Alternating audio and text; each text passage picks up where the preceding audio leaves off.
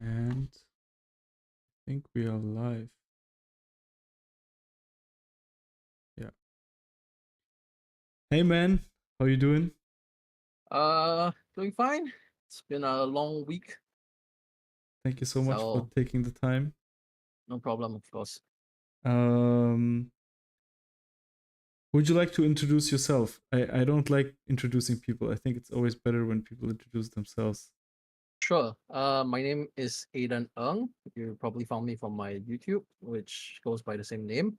Last year, since we're talking about incel culture, if I'm not wrong, last year I did a video where I talk about how my friend got into incel culture and my own experience with it, and how going in and getting out of it plays. Yeah, I think that summarizes it pretty good. Maybe you don't know how I found you. I was basically researching. I was searching, looking for people that were making content around the topic, and yeah, it's actually pretty difficult to find people that are involved but also seem like that have personal experience but also seem like they're uh mentally in a place where they're really like stable to talk about the situation and are really like reflective about it. And yeah, that was one of the reasons why your video really stuck out to me. um yeah, I already did one interview a few days ago. That was the first one around the topic. What I'm basically right now doing is a series. I want to do kind of a series of interviews with everybody who's uh, adjacent to the topic. And I don't know if you've checked it out. Probably not. It just came like it was like 2 days ago. Yeah, I just got back home, so I haven't. Yeah, Uh, it's Chinese New Year here, so everyone's running around. yeah. So basically, in that interview, we went over what it could mean to be an incel, definitionally, and but with you, since it's somewhat in the past and it's over, and your video also deals with stopping to be an incel. Maybe you can give us a negative definition of how did you stop being an incel. It's quite a long story because, like you said, you had a lot of trouble finding people who are able to actually get to this point where I am and still can talk about it. It's because it's called deprogramming in a very simple sense, I guess. It takes time, a lot of time, and people get out also have a chance of going back in. So, uh, getting to a point where you are able to be clear enough to concisely put words together and just explain the situation can be quite rare. So, Mhm. And if from we yeah sorry. and if we look at it maybe a little bit more abstract, in a more abstract way, when you we could just ask you really naively, what was the moment where you knew, okay, I'm not an incel anymore? Did you just yeah, Th- what was the There was criteria for you? no one moment. Mm-hmm. The In my video, I talk about how the incel community identifies people as incels. You don't exactly get to choose. You the They have a definition for incel that might differ depending on which community you're in, but you are sort of born an incel. Everyone is born an incel. Nobody's born in a relationship. So when you get out, it's not like there's a moment where you just snap, oh, I'm no longer an incel, because first you have to deconstruct the definition of incel that whatever community you were in has given you. And then you have to come out and deconstruct the idea of the incel culture that the community has also given you. So But for me, I got out, it's got to be 14, 15 years ago. no, I went in 14, 15 years ago, Mm-hmm. and it took me 5 years before could I can say that I got rid of a lot of the misconceptions that was placed in me. Mm-hmm. So if I understand you correctly, it's a lot about self-identification in a sense, right? So it's not any. I mean, what I'm asking you is also self-identification, but I was more asking about self-identification based on a certain number of objective facts about yourself, like uh, certain sentences that you could say about yourself. For example, that could just be as stupid and simple as I am now having sex regularly, or I have better chances with finding a romantic partner, or it could be something like I am no longer subscribing to a certain view of the world, uh, or it could be something like I'm not socially engaged anymore in a certain community. Like if you would have to choose one of these three, like more objective, if you know what I mean, like which And one would it be, or which would it be none of which those? one do I choose that uh made me say I'm no longer an incel? Yes. For me, it would be the last one when I realized I wasn't in the community. I no Yeah. longer subscribe to the idea. Mm-hmm. The interesting thing about uh, incel as a community is that it, for the community themselves, it doesn't really matter what I think. So I can no longer call myself an incel. I can be out of the community, but because I am still technically single, I'm Mm-hmm. still technically I haven't actually had sex yet. So for them, I am still an incel because they have a physical definition, but Mm-hmm. at the same time, that physical definition of it isn't actually, what's the word for it, fixed, isn't really scientific. It's fluid because they will shift it to mean what they want it to mean whenever they Mm-hmm. want it to mean it. Mm-hmm. So even if, like, say, someone got out and is in a relationship, um, and incel community can say, "Oh, but you still look ugly," and that can, to some of them, be considered, and oh, that's a incel quality, and so you are still an incel because you're not entirely normalized it. If that makes any sense. Um.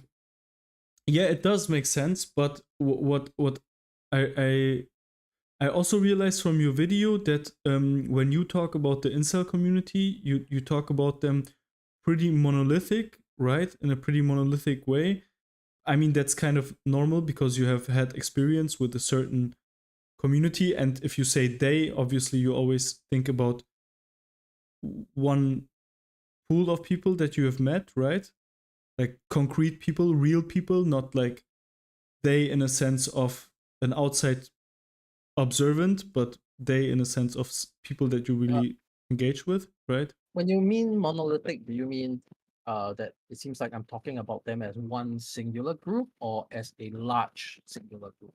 Because As a large singular group that mainly feels and judges you or other people the same, because I heard like a lot of you've talked about appearances, and for example there is this idea that if you are not below a certain body fat percentage, then you're not even an incel. Like that's like, I think, a belief that I heard many times.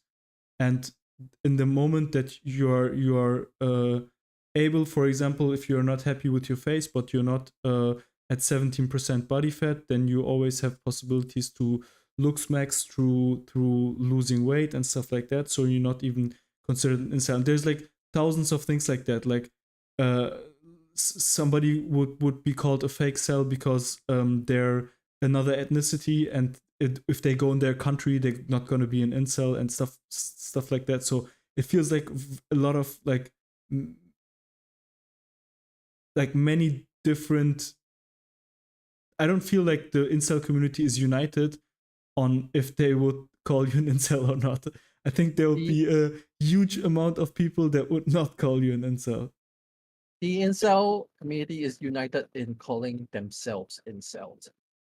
It's a it's a community that um I will consider it a cult because it's kind of like a self-harm cult where people go in to get an ideology to comfort them, but that ideology doesn't really do anything to comfort them, but they still want to be part of that community, that part of that ideology, and so they will twist almost any definition that they want within a certain set of parameters, I would say, so that they can continue to call themselves an incel. So there could be a person currently in an incel group who is exactly like me, but he can twist his words to call himself an incel in a way that wouldn't apply to me, if that makes sense. Because you were talking about fake cells and all the other incel subgroups. That's kind of how they would twist things. And towards the end of my research for the video, one of the things I stumbled upon was the term chat cell. I'm not sure if you've heard of it. Yeah, I've heard of it. Yeah. Yeah, so that was, I think, the clearest way to explain how this works, because like there I found three different definition of chat cells and none of them are complementary. They cannot work together. Like one of them will be about uh, chats, guys who are so good looking that they are out of reach of any other partners, basically out of everyone's league. And they are incels because they are too good looking, and that's why they are chat cells.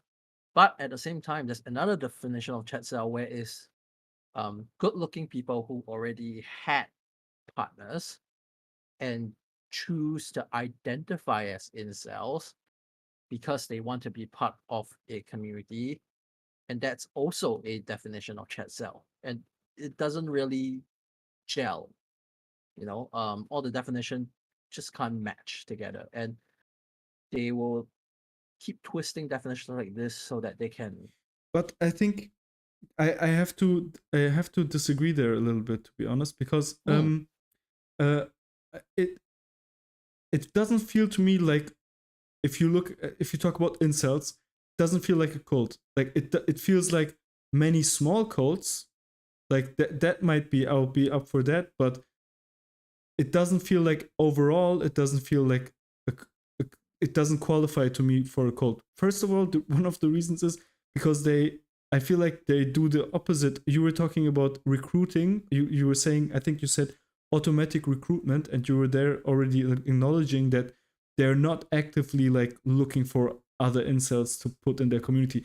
Actually, as a matter of fact, it feels like they don't want any more members. Like it feels like they're going out of their way to say that other people are not incels, which is like a huge part of the dialogue. I've heard it now so many times that people are being like pushed out of the community because they're like accused of not actually being uh, incels, like yeah, not correct. actually qualifying based on whatever the cultish definition of this small fringe group there is, right? Mm, So is that what you meant by they're not actively recruiting? They're like just people like just stumble in there, basically. yeah, people basically stumble in there. But we have to remember that incel is basically, um, at least the way their ideologies are presented, is kind of a uh, fascist group. And the thing with fascism is that you always end up trying to tunnel people into the one true fascist. There's only going to be one true race. There's only one true incel.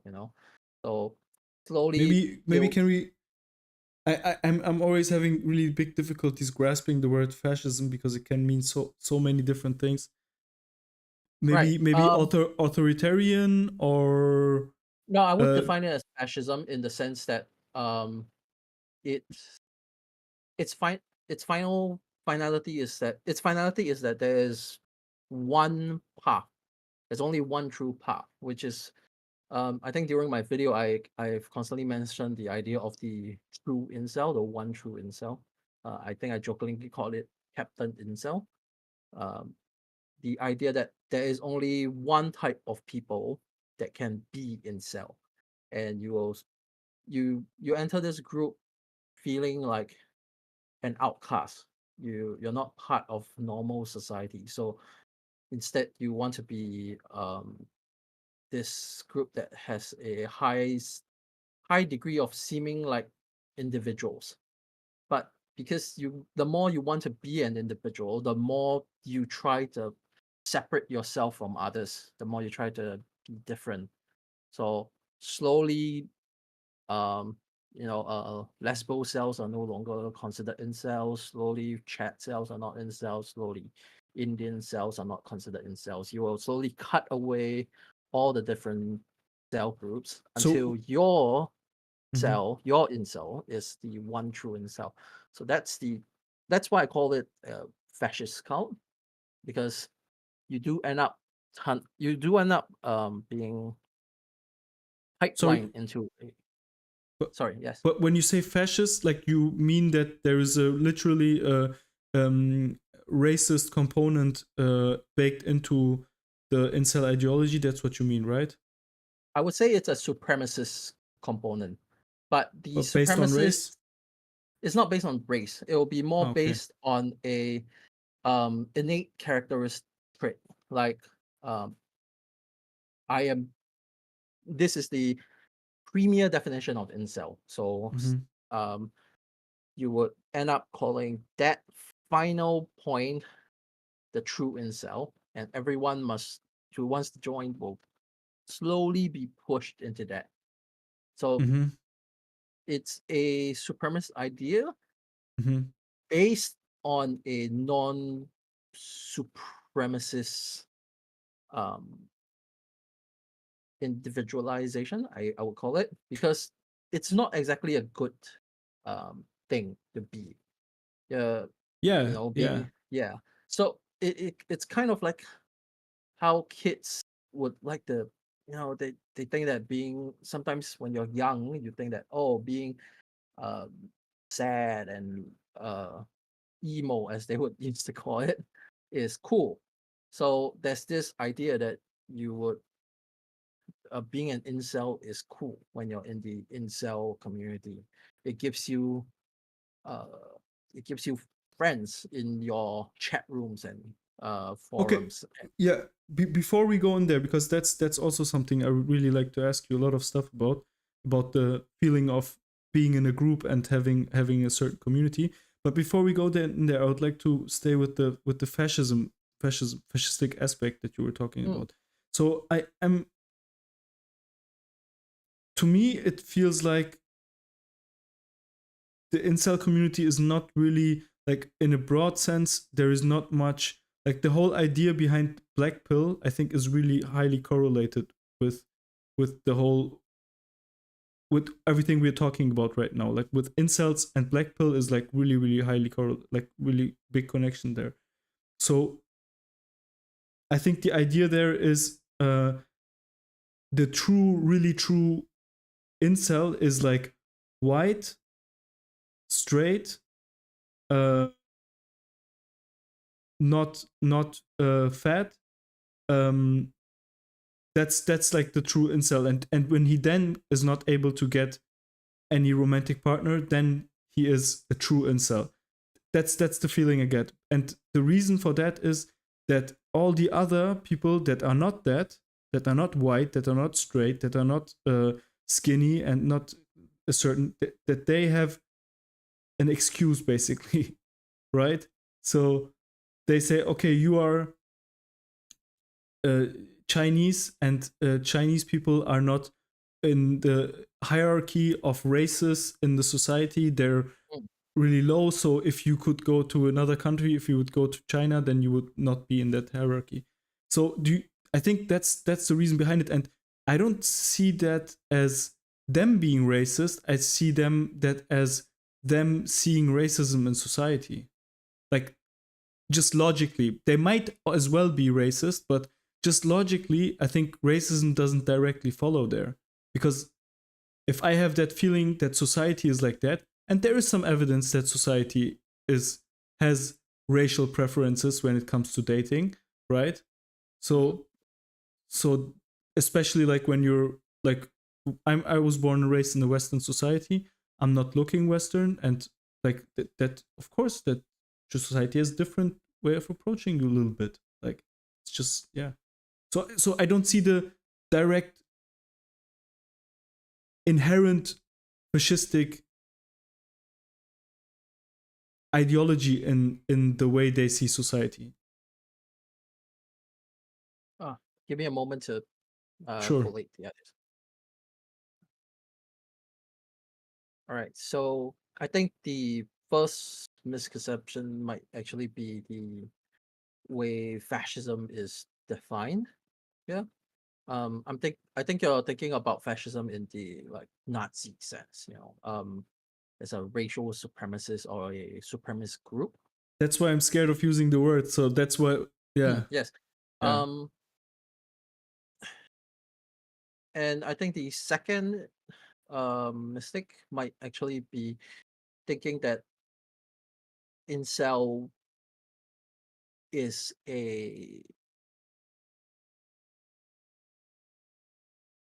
it's in the name, like incel, the cell. Sometimes they call it like a cell group. Like it's not exactly like say a church or a religious grouping or even say a political group. It's decentralized. There's no leader, um there's no one supreme ruler or anything like that. But it's fascism in the sense that it promotes uh an individual supremacist idea. And it doesn't even have to promote it for the benefit of its community because it's not a good thing to be an incel. There's a kind of self-harming poison to calling yourself an incel. It's promoting the idea that the as you said, white, heteronormal, handsome, good-looking, X amount of body fat. That is um, that is the ideal. It's promoting that as the ideal, But and that's that's why based on it's their observation of what society thinks, right? That's not th- they don't think that, like, that's not baked into inceldom that they think that, right?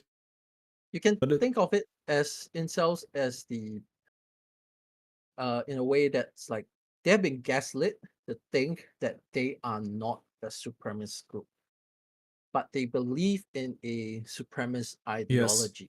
yes. So that is the fascistic part because they are being taught fascism as if they were the victims of, as if they were the so-called what's the opposite of benefactor? The losers uh in the yeah, fascism yeah, game, if you would, you know.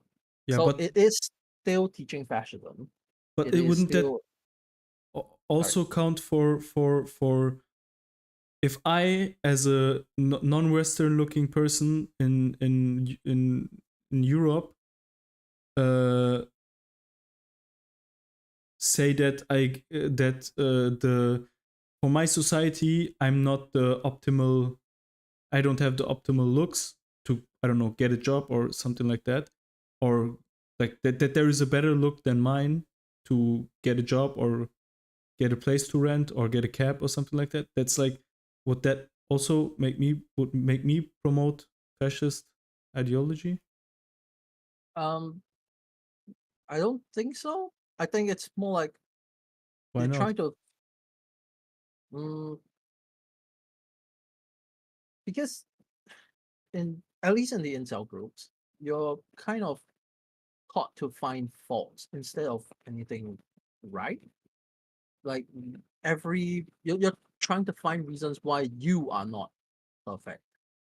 Um, and because there is this supremacist ideal underlining it, you tend to end up being fascistic in the end. There's just it's like a pipeline. You can go there. It's very easy to go there, and a lot of people in the community do end up going down the pipeline. Uh, being Nazis, outright racial supremacists, just by being exposed to the idea. It's more I like mean, I agree. yes. I agree there. I agree there 100% that it's a very easy path from going, yeah, from.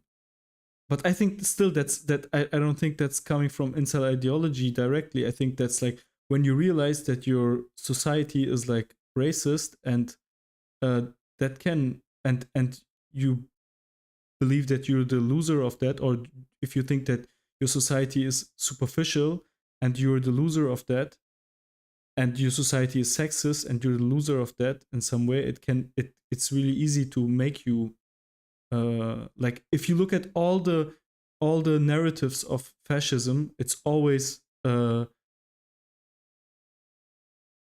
putting giving, like when you look at the fascism in Western Europe or to immigration, again, that is like around the whole immigration things, like it's always like accusing the other people of, it's basically always portraying yourself as a victim. Like the moment you have your victimhood, that's a really easy way to go to fascism. But I don't think that's unique to inceldom. And Yeah, I wouldn't think it's unique to inceldom. I think what's unique to inceldom is that they are trying to make these racial differences, societal racial differences, seems like a scientific fact. They are trying to make it's a level of eugenics. You know, the whole body fat thing is really very eugenicsy, and they're trying to make it seem like, yes, it's like this because that's just science. That's the science of it. Have you ever heard of the scientific black pill? I've watched many Blackpill science videos. Do you mean that? Is No, that, so and yeah? in Please tell me about it. seldom there's this idea that came up. Oh, I can't remember how many years ago, but they call it the scientific black pill, where the entire idea is to tell you why the scientific reasons of why you suck as a person, why you are an incel. The That's scientific that reason of sounds why you're fun. an incel. That sounds really Yeah, fun. it's great for your. Self It's really esteem. great for your self esteem. You know, so it's basically eugenics. They chalk up societal cultures that can be changed with enough social mobility and cultural shift in zeitgeists to this idea that it has always been this way, that it's biological, it's human nature, that it will never change. And that becomes a uh, and that can end up driving, and that's the main path to, you know, the fascist ideology, because there's this idea that because the certain types of people can never change, you end up thinking certain types of people are definitely better than everyone else. Um, one of the things that I read was like, uh, Dick.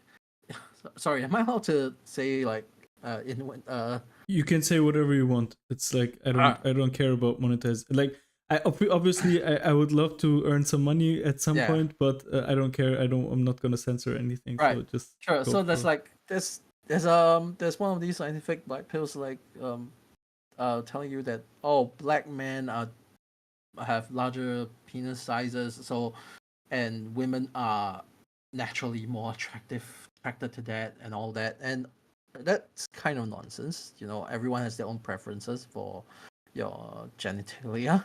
So uh yeah, that's just how they do it. They make you seem, they make you believe that your natural, anything that happened to you naturally is preordained. You will always be an incel. You will forever supposed to be what you are. You know. I mean, yeah, I agree there definitely. Look, I don't disagree.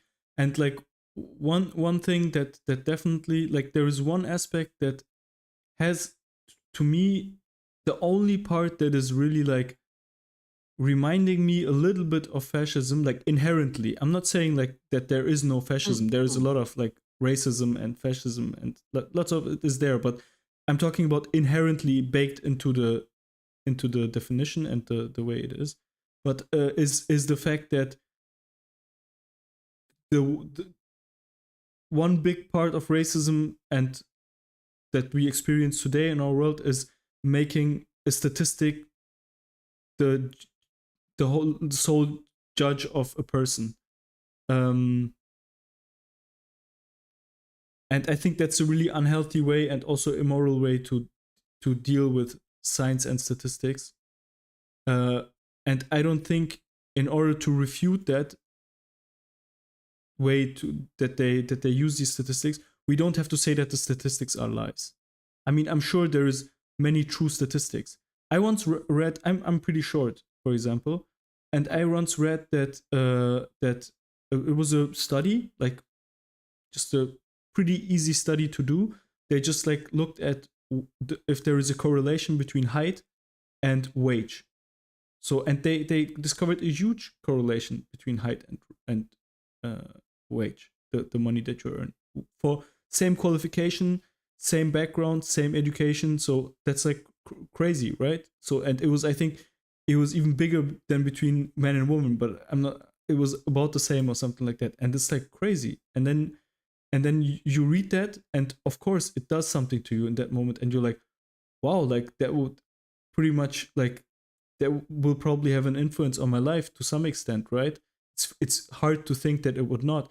Or then you read a statistic that divorced parents, that if you're a child of divorced parents, you will have like such and such more likelihood of becoming an alcoholic, or like so many, like these are statistics, but that these statistics don't bring you down, like that they don't demoralize you. We should more work on these statistics not demoralizing you, or these statistics not make you judge other people, right? Yes, I think Rather the than saying that the statistics are pseudoscientific or lies. I feel like that's the only way we attack incel science. Like we say, these are unscientific, these are lies, instead of saying, so what if even if these statistics are true, you're engaging in a really unhealthy manner with these statistics, right?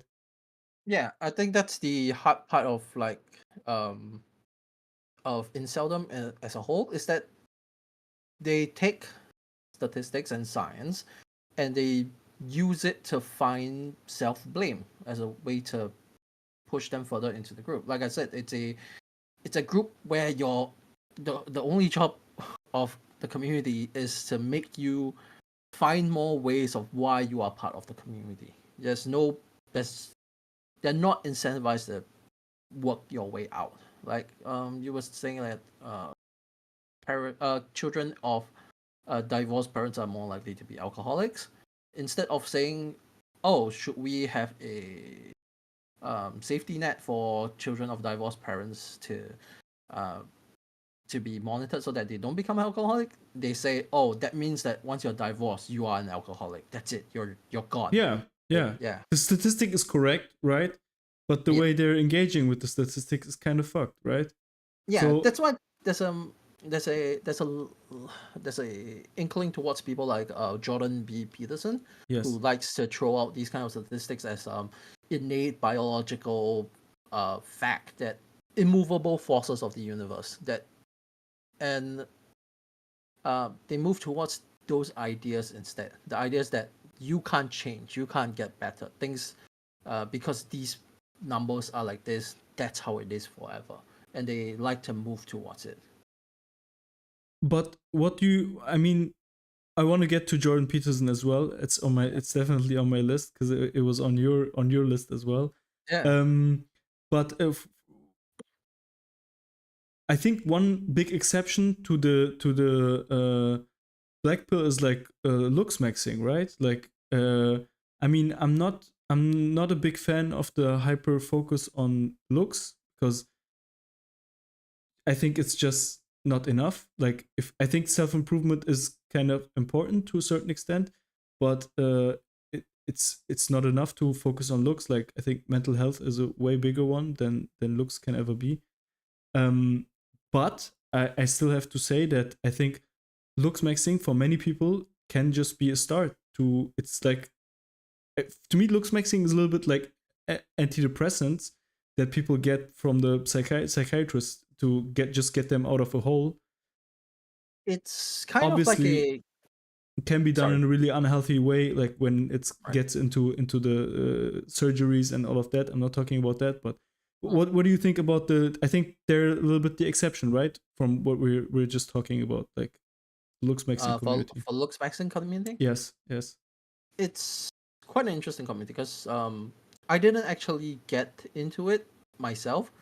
The community I started through was the friend zone community.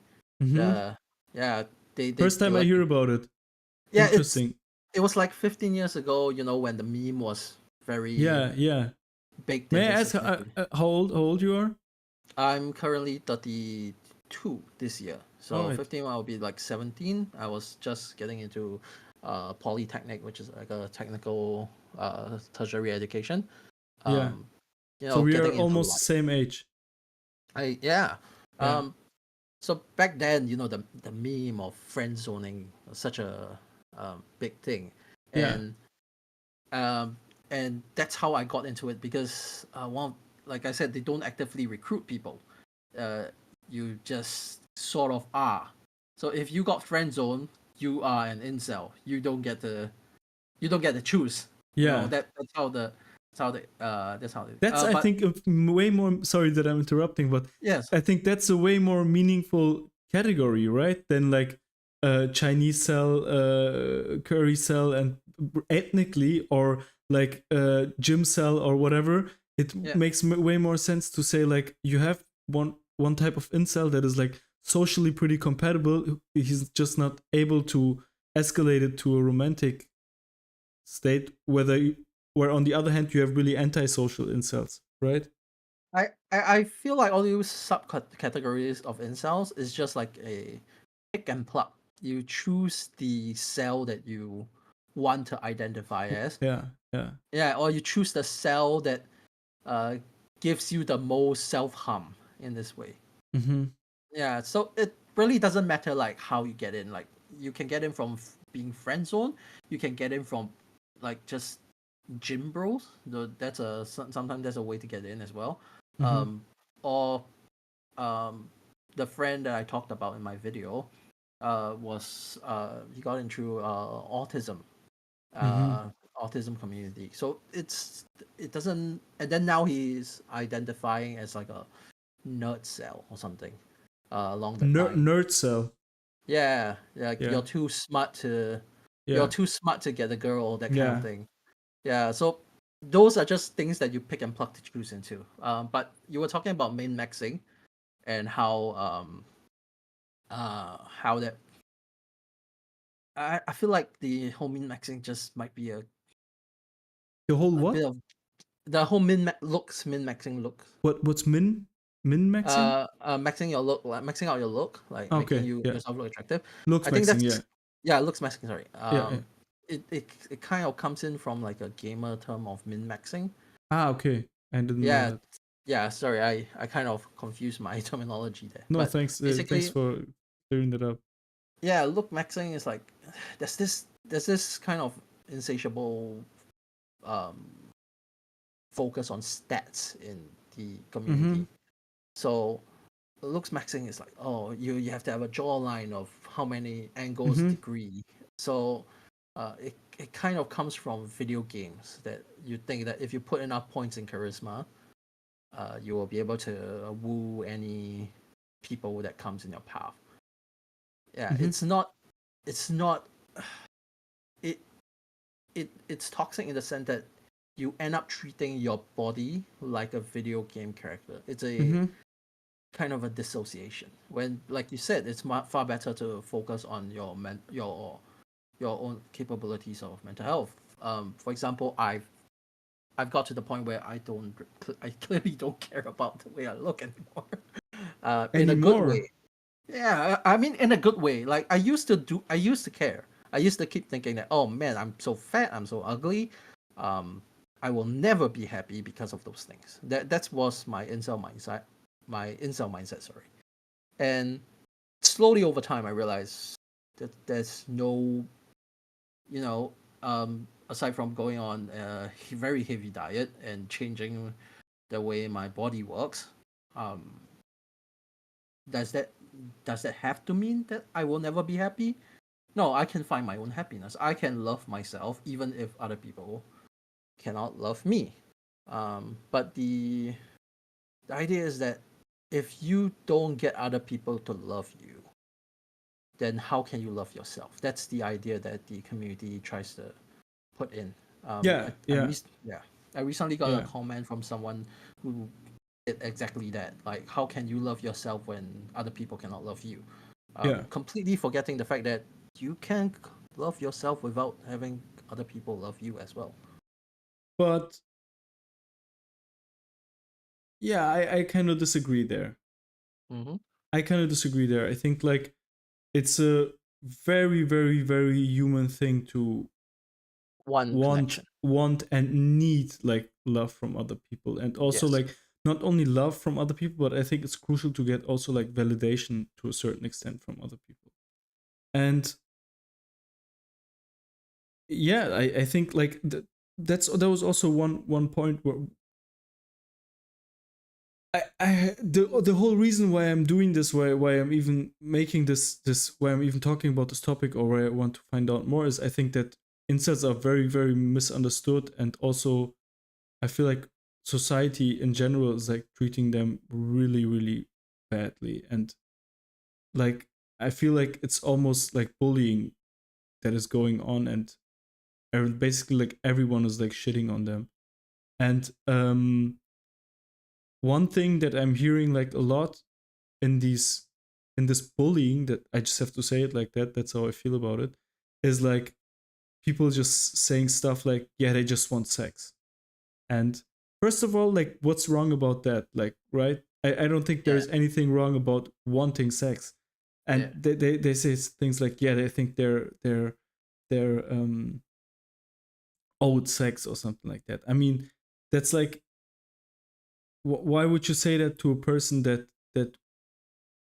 wants something that is so innate into any animal on this planet? Like wanting sex is like the most normal thing, like from a microbe to a human being. Like everybody wants sex, and that's like totally normal.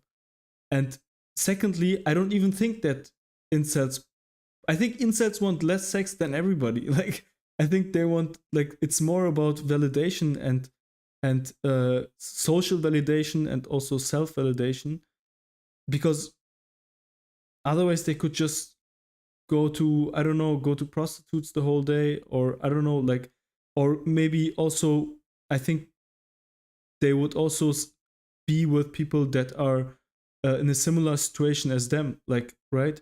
And they don't do that either, because they're not getting the validation from there.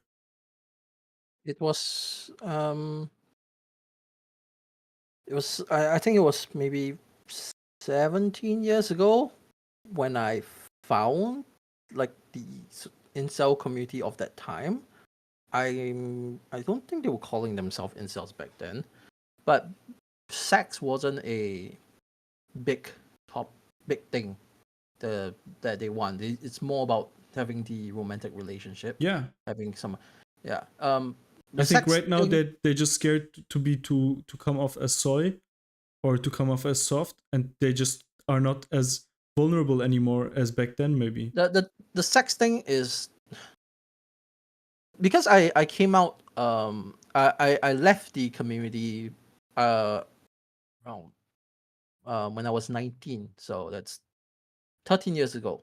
I spent 2 years on the forums and the chat rooms, and I left that and spent another 3 years basically deprogramming myself from all the ideology.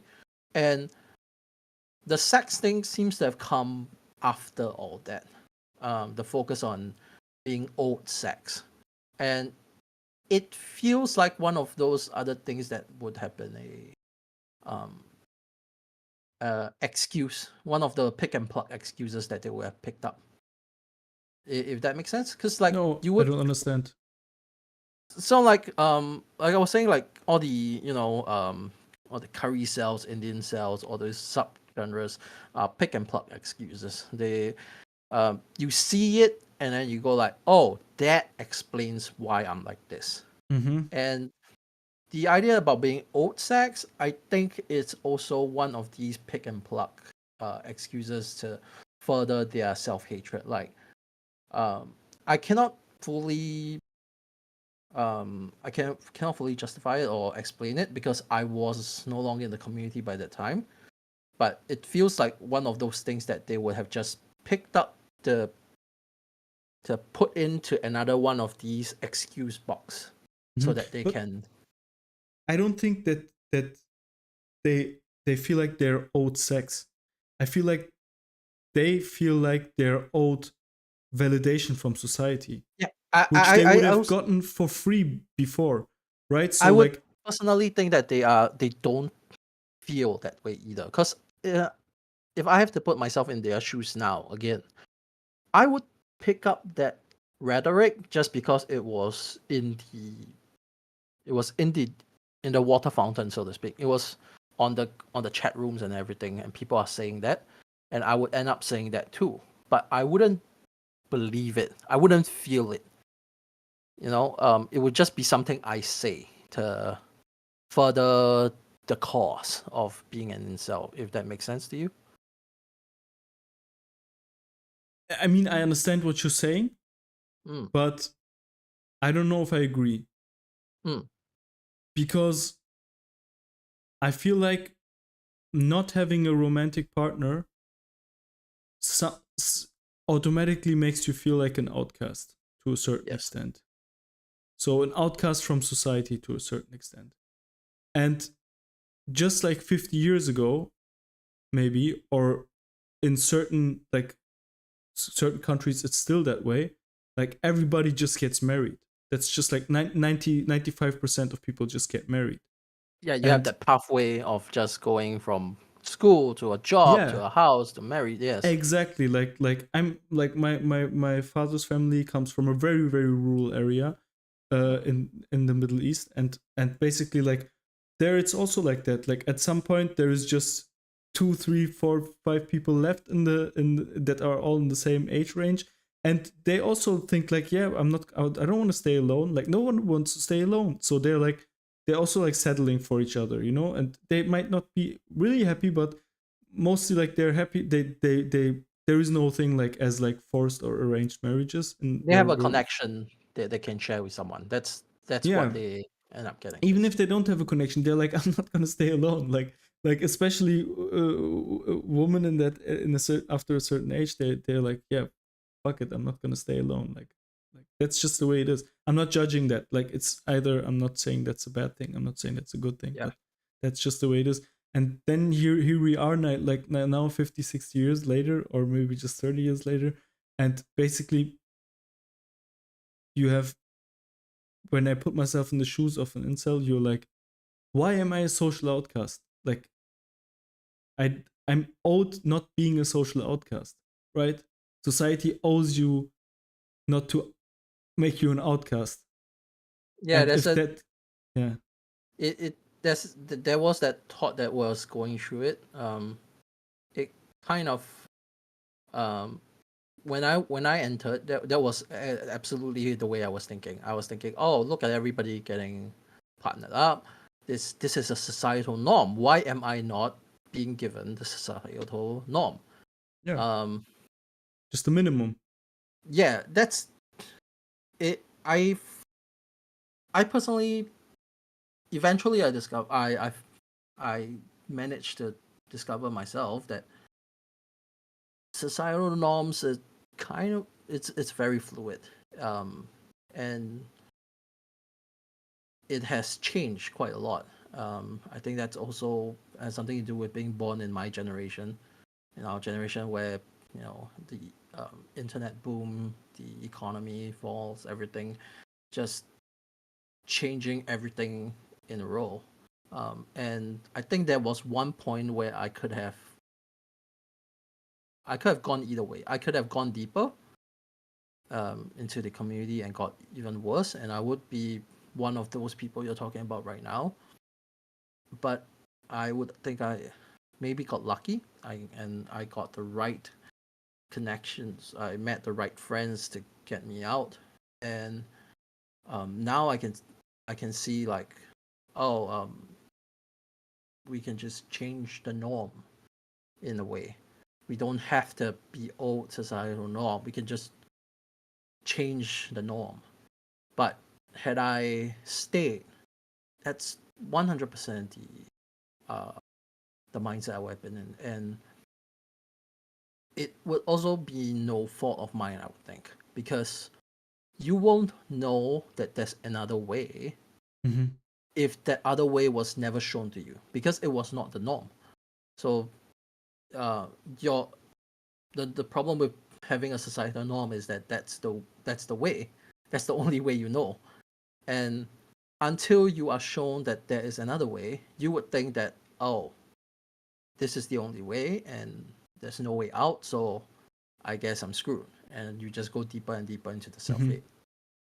Yeah. Mm-hmm. So I'm not entirely sure um, how much societal norms play into each individual incels, but it's definitely a part of why people enter the group.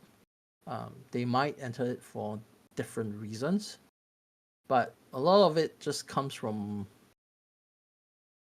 the way people see you, the way you think people see you, at least. Like the whole friend zone meme is it's just the way people think of it, and that became the norm for the time. Like, oh, if you were turned down by a woman and you got friend zone, and that just became the societal norm of the time, and you think, wow, And that's a it's a really societal norm. really hurtful thing. Like Yes. it's a really hurtful thing, and I think like almost every man has gone through that at some point in his life, and everybody knows that. And the reason why it's so comical and why we laugh about it is because at some point you grew over it, and you have some you realize how you're able to get out of the friend zone mostly, and then you have like a comedic aspect. But if you're still having that issue, it's a really really painful thing to be Yeah. reminded about that, also in a comical way. It's really hurtful. That's why what I also mean by we are bullying them in a sense, sometimes without knowing it, but sometimes also knowingly, right? I, So I would I would equate them to like this feeling of bullying, like how we laugh at people who fall for scams. It's like, mhm, oh, how are you still falling for the Nigerian prince scam? It's been here for mhm, years. Ah, ha ha ha. But um, we always forget that we or at the very least we're not often told that um, everyone falls for it at some point in their life, and whether or not you end up going down the rabbit hole further can be an entire matter of chance. Um, I'm currently working on a indirect sequel to the video, mhm. which talks about cult recruitment, how cults recruit, how they take advantage of people at their most vulnerable points in time, and that the only reason most people don't fall for cults is that they weren't taken advantage of at their most vulnerable moments. They lucked out in a way. Because if you were, just coming off of being broken up with or being turned down by a woman, or even just like other things like losing a job or anything, you're very susceptible to wallow in your self-pity. And the reason why I personally think Inceldom is a cult is for this very reason, that they will end up squeezing themselves into this one moment of the worst days of your life and give you a solution. And the solution doesn't work. It hurts you more than it helps you. But let me just like I'm agreeing with you, but then like there's this 1% where I'm like, no, that doesn't quite feel right, because I don't feel like anyone is giving you anything. I feel like it's just like a room, like it's like a huge room where all of these people are being thrown in, and eventually from time to time this door opens and you have the chance to escape in a certain way. But I don't feel like it is like anyone in the room, no one in the room, I feel like, is telling you, come here, let me come into my beautiful room, look how beautiful it is here, right? That's the cult. Like that's what a cult does. Like the cult is like look at this beautiful place, like we're a family and it's so nice. But Inceldom is like the complete opposite. It's like, you piece of shit, you're Come not join even us. We are terrible. Join yeah, us. yeah, and we're terrible. You want to be terrible like us? Like, no, right? And also at the same time, they're like, you're not like us. Get the fuck out of here, right? Did you see Fight Club? Yeah. Yeah, that's like the it's bench, basically like that. Yes. on the porch. When the guy tries to get in, that's what basically getting into an incel forum is, right?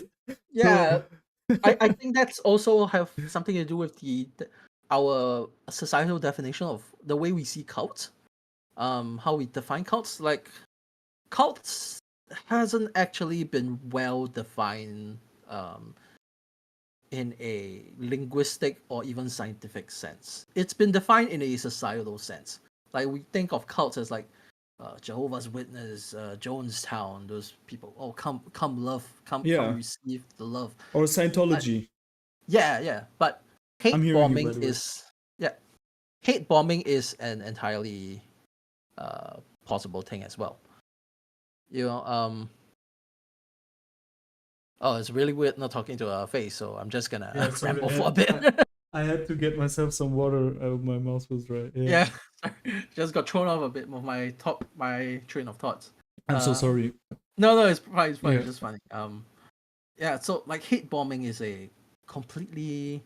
Can you define hate bombing for me? Yeah, like love. We all know what love bombing is, where Mhm. people troll you with love to keep you in the group. Hate bombing is the self-harm version. In the same way that people who are,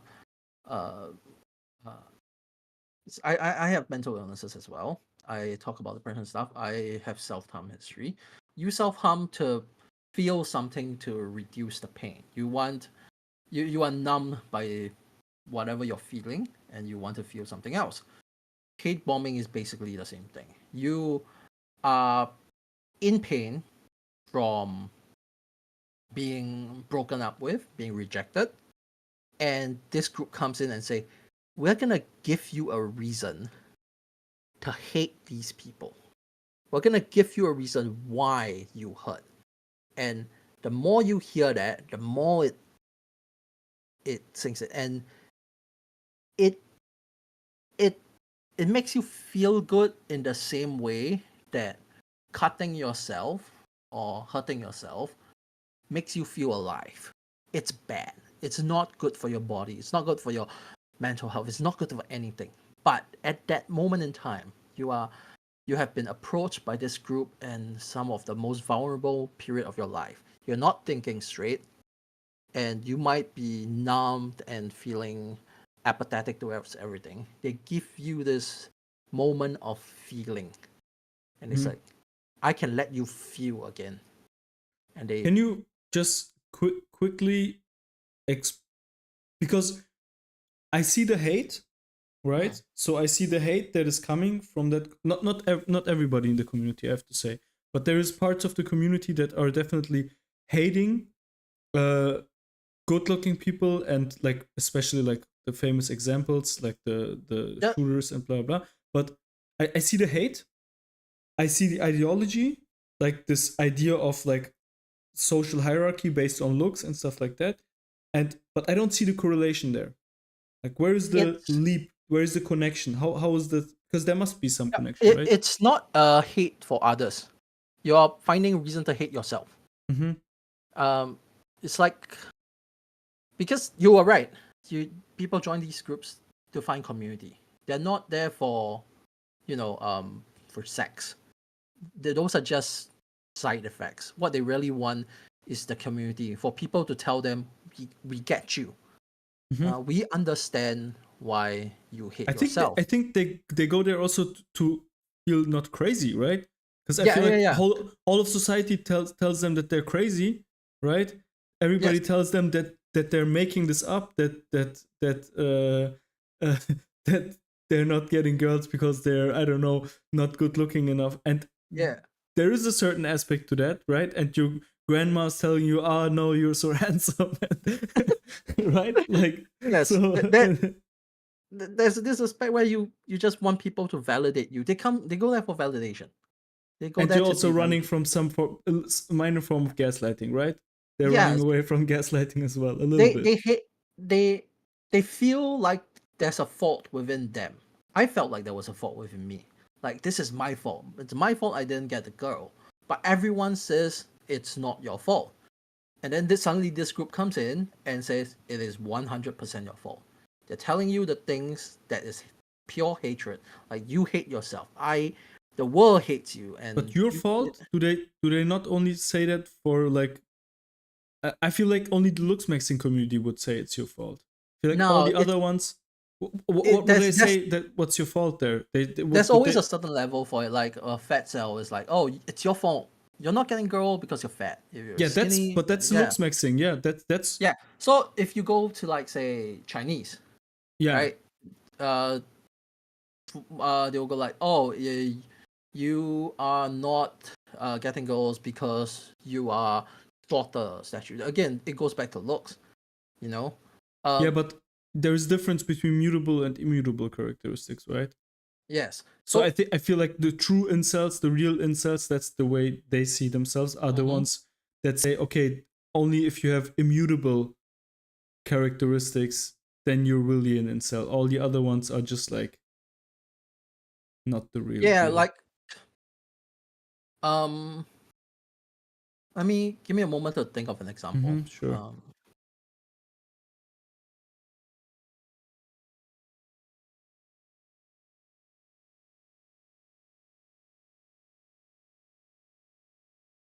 I think the more immutable characteristic would be, like you said, looks. But then there are also, like, for, like, say, Chinese people, there is a certain way that different races looks. We look slightly different.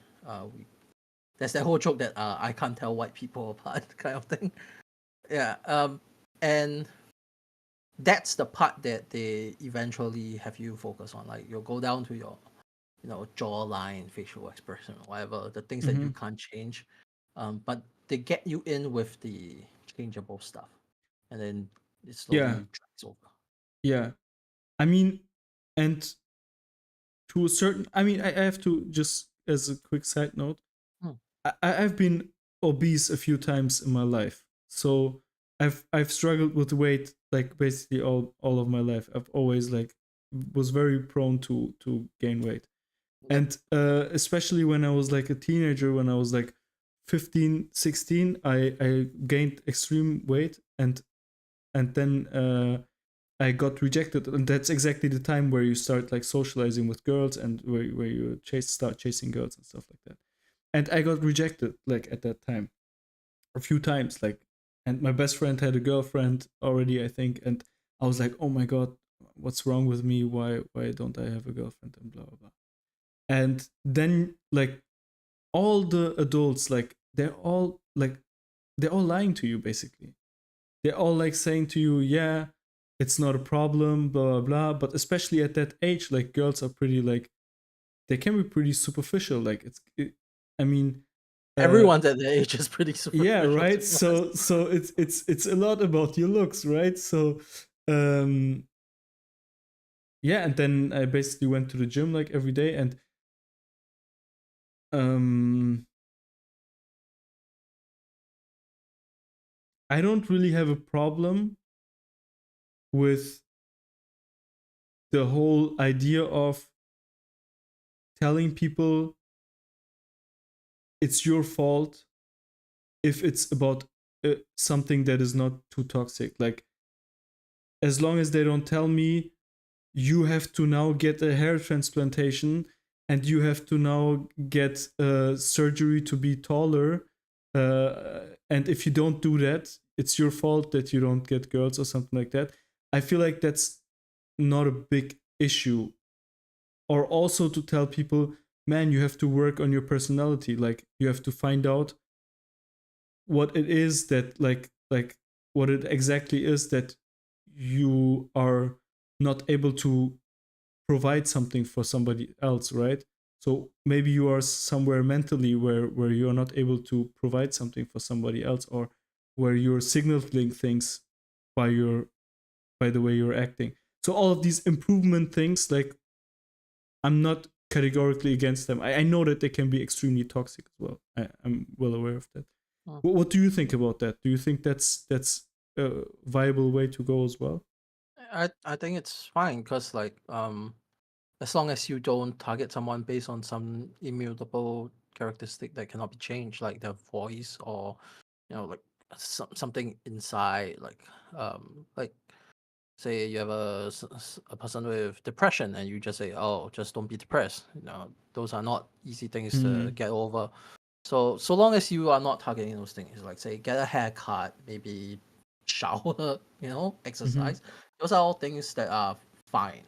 Mm-hmm. Um, but you have to imagine, like say when you got rejected, someone came in and told you. You said you went to the gym after you got rejected, right? You Yeah, started going to the gym. yeah, like So crazy. I was like going before school. I was like going to the gym like at like 4 in the morning or something like that. yeah. Like I was So really imagine obsessed. like you are in the gym, and while you were losing your weight and getting healthier, um, you found someone else you're attracted to, and you asked them out, and you got turned down again. As a if um, you would at that point feel like there's something else that is wrong, not just your looks, and that's when these groups will come in. Yeah, Yeah, yeah, that's the yeah, yeah, point yeah. they come in, Yeah. and That's then the they'll gym cell, right? That's the gym yes, cell meme. yeah, like But oh, yeah, yeah, but and that's then and obviously that was not it, right? Or that was not enough. That's also some. Sorry, finish your thought, and then I want to ask yeah. you something So I else. was like saying that's basically what I mean. That a lot of people say that, oh, I've been there and that never happened to me. No, you just weren't far enough. You weren't there. You weren't all the way to the point where you Mm-hmm. can break. And at the point when you can break, they come in and give you the thing that you need to hear or you want Mm-hmm. to hear, not need to hear. You know, if for example, an incel didn't come and find you and tell you that, oh, it's just because women don't like gym bros or whatever. Or if I came and said, maybe it's just people can't see your personality yet, then that would have led you down a different path. And it's at that point where the fork in the road comes in, and it's kind of luck at that point whether or not you get hit. Yeah, I, I'm sure it is. I'm sure like a big part of it is luck. I'm sure that a big part of it is what. One thing I really want to ask you, maybe if it's getting too personal, you can just tell me and we can talk about the next topic. But I would really like to know, like, when you say that you're still right now not at a place where you would say that you would say that you're still involuntarily celibate, right? I How? wouldn't say that Mm-hmm, because it depends on the connotations behind it. mm-hmm, Um, I am involuntarily celibate in the sense that I don't have a partner. mm-hmm. But it's not. But I won't call myself an incel Yeah, because yeah, there's yeah, yeah, a yeah. culture for that. No, no, no. I know that. Mm, I mean, like literally in the literals. That's why I said involuntarily celibate. I mean, like, mm, are you in the literal sense, like, did you in the last years after you got out of the community, mhm. uh, have you continued to try to find a partner, or did you completely stop, or and how do you feel about it? Like that's just like a small Oh, recap of right, what your situation right now is. right. So after I got out of it, it it was a whole period of my time, of my life where a lot of things were happening, and when I got out of it, I actually started therapy, and I went through it for the up until I would say I was recovering from my personal mental breakdown. I had a mental breakdown when I was like 2021. So I was recovering from that up the way until 2021, 22. So it was quite a while. I would say I was trying to get a partner, to find a partner, but it wasn't really top of my list. And now I'm still actively trying to find a partner, but I think I kind of got lucky there because I had to focus on healing my from my breakdown. I didn't have time to focus on the celibacy part of my life. Why would you say that you were lucky about that? Because I would feel like that costs you uh just a lot of time, right? Because Yeah, like but you were already in that progression from getting out of the incel community, and then you had this breakdown which also like takes time to heal, and right? What's the lucky, because where's the lucky part? when people get out of these groups, there's this tendency to think that um there's a small oh sorry there's someone knocking at the door. Can you No give me a worries. moment? Yeah, sure. Yeah. Of course.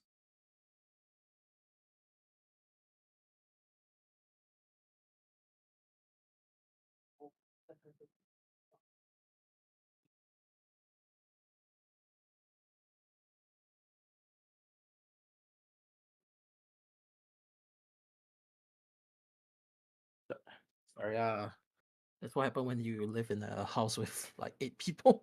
No worries. Yeah, sorry, where were we? Yeah, you were telling me what the I think you wanted to tell me Oh, about the risk why? after you get out, and why you were lucky that you had other things to do. Yeah, when you get out, there's like a cooling down period. There's a moment of like clarity, where you're like, oh, this isn't great. This isn't a great place to be in, and you get out. And after you get out, you spend like a few days, months, weeks just basking in this new air, and then you'll realize things haven't actually changed. You're still in the same situation. Mm-hmm. And because you're so raw from getting out, you have a tendency to just jump right back in. Mm-hmm. And because when I got out that one time, and after that, I was so focused on healing from my breakdown, I didn't have time to get back in. I didn't have Mm-hmm. the capacity to get back in. So by the Mm-hmm. time I recovered from my breakdown, I was already in a better headspace. I wasn't in the same headspace I was when I got out, or even when I got in.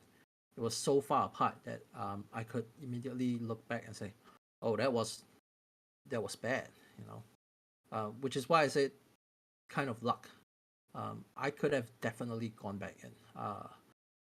I was still holding on to quite a lot of, um, I would say, incel adjacent ideologies um, that were not very healthy, and those took time to, break apart from. So I would say that's the luck. and then basically the status that what age are we talking about after you have recovered from your from your breakdown? What age are we Um, talking there? right. Let me try to. I got into the community when I was 17. I got out of the forum when I was 19. After that, I went to the army. I was conscripted for 2 years. That was when I had my breakdown. Mm-hmm. Um, and that 2 years was basically a pause. Um, you have to think like nothing happened. Mm-hmm. Everything and nothing happened in the 2 years. Mm-hmm. Got out. That's one more year of post breakdown, and after that, 2 years of pulling, slowly breaking apart all my um, mental stressors. Mm-hmm. And by that point, I would be 23, 23, 24. And then I started therapy and all the way up then. Mm-hmm. So there's not a single moment where I can say like, oh, I'm out. I can track like where I was at each point, Yeah. but it would be only until a bit during or even towards the end of my therapy sessions Mm-hmm. that I can say that I wasn't in danger of going back in. Mm-hmm. Mm-hmm. Yeah, but all the So way up until 23, I could have jumped back.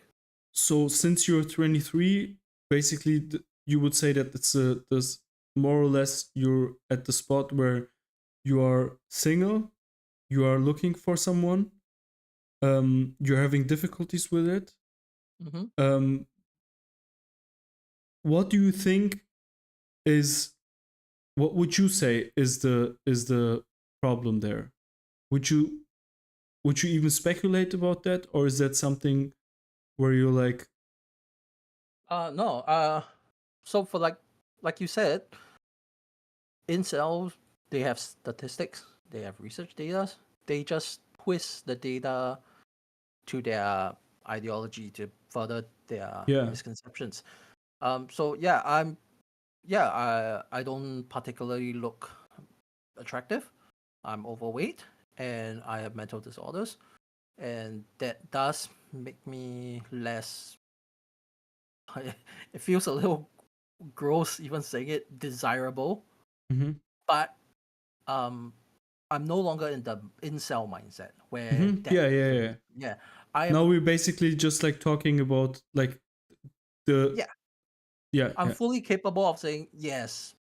Uh I could probably like completely 180 my personality, make myself more attractable, but Mm-hmm.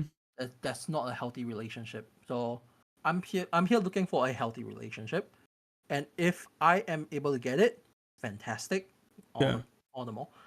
If I don't, I'm okay with I'm okay with that. I am not owed a relationship as I would have said maybe 10 years ago, I'm not owed Yeah.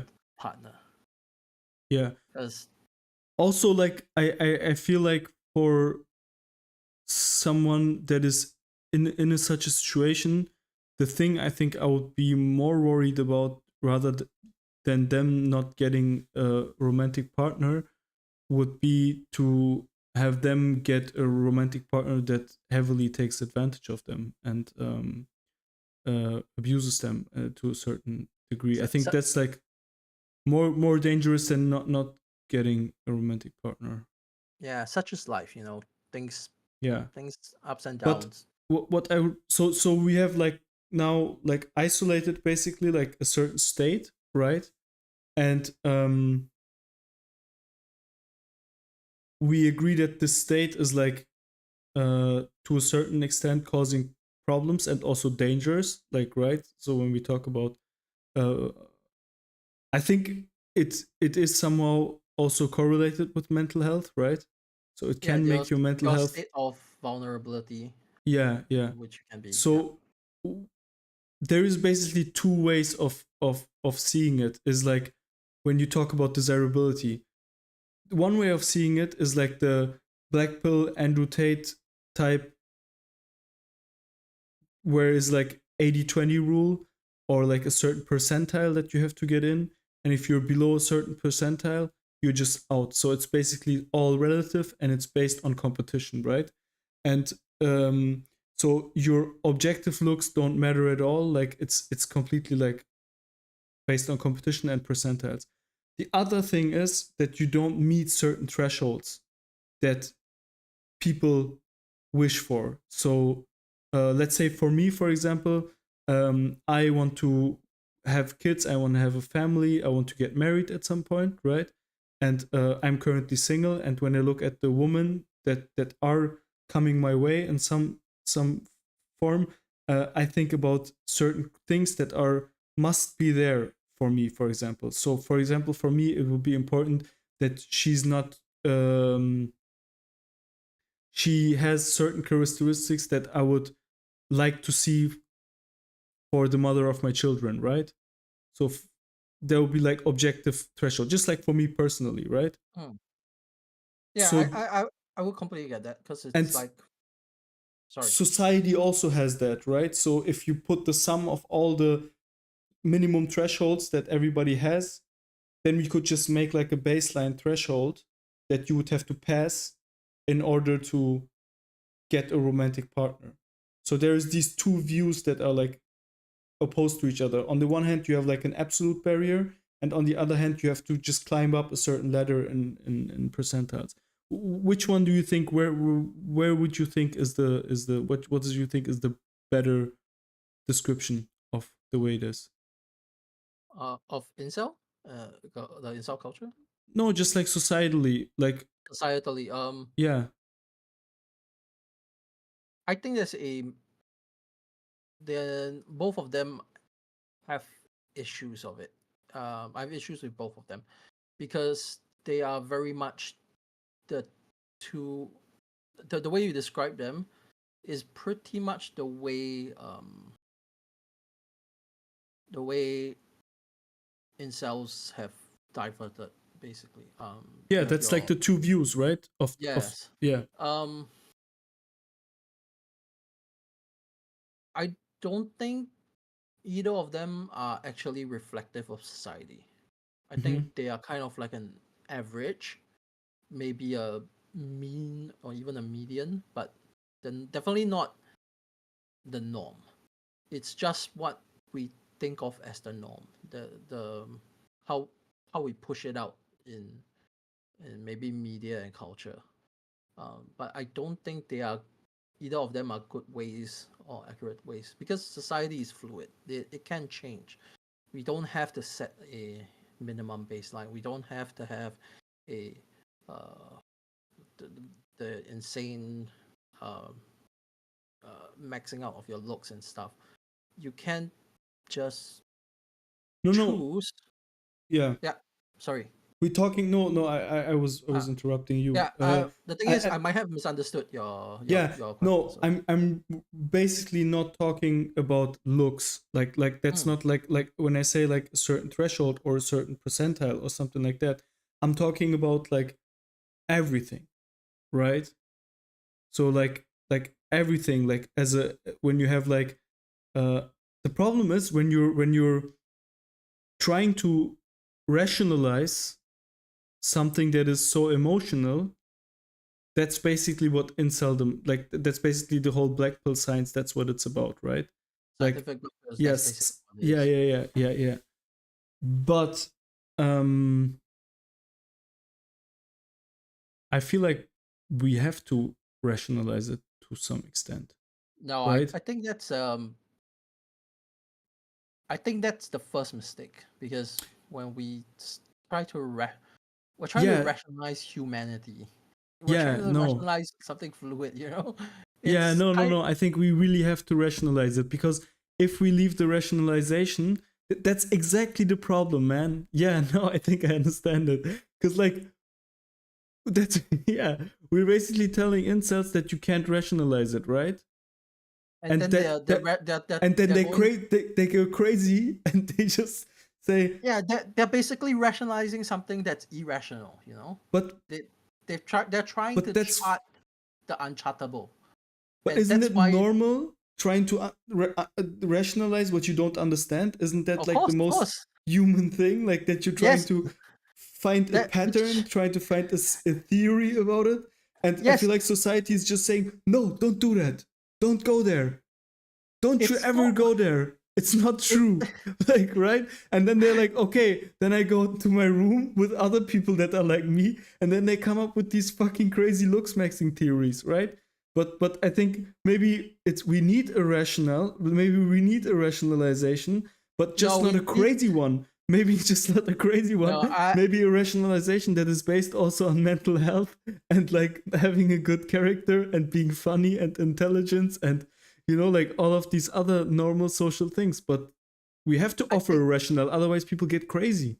no. I don't think we need to offer a rationality. We No. need. I think what we need is to explain that it's okay to that to explain that it's okay to not have it rationalized, because we try to put something to everything. That's human nature. We see something we don't understand, we try to put a name to it, we try to identify it, we try to understand it. It's okay to not know. It's okay to not understand it yet or even ever. It's okay. It won't harm your you But don't that's have to only face. okay. But that's only okay for someone that doesn't feel pain. That's not okay for somebody And that feels pain. That's not no, okay. but that's the other thing. It's like Because it's somebody also that okay. feels pain, he It's wants to also find out okay. why he feels pain. It's yeah. We keep trying to rationalize irrationality, which creates this track. Like you said, when you feel pain, you try to find out why you feel pain. So, like if when I felt the pain of being rejected, and I tried to find out why I felt pain, I went to the incel group, right? Yeah, because If I nobody else was was helping, nobody else yes, was talking about your but at the same problem. time, if we went and said we have to rationalize this in a way that's not healthy, In a way that's that's a lie. healthy. Sorry, in a way that's healthy, Yeah. that would be a lie because it's No. irrational. No. Because just no. Here's the thing. Sometimes it just hurts, and instead of saying there's a reason why it hurts, we should just say sometimes it just hurts, and No, but that's fine. wait, that's not satisfactory. That's like Of- no, that's I think that's If really we anti I think that's like numbing down everything. Like that's really anti-human, I think. Like no, that's it's I think it's even more human. It's no. empathetic because if you're hurting, and I say I understand you're hurting, it hurts.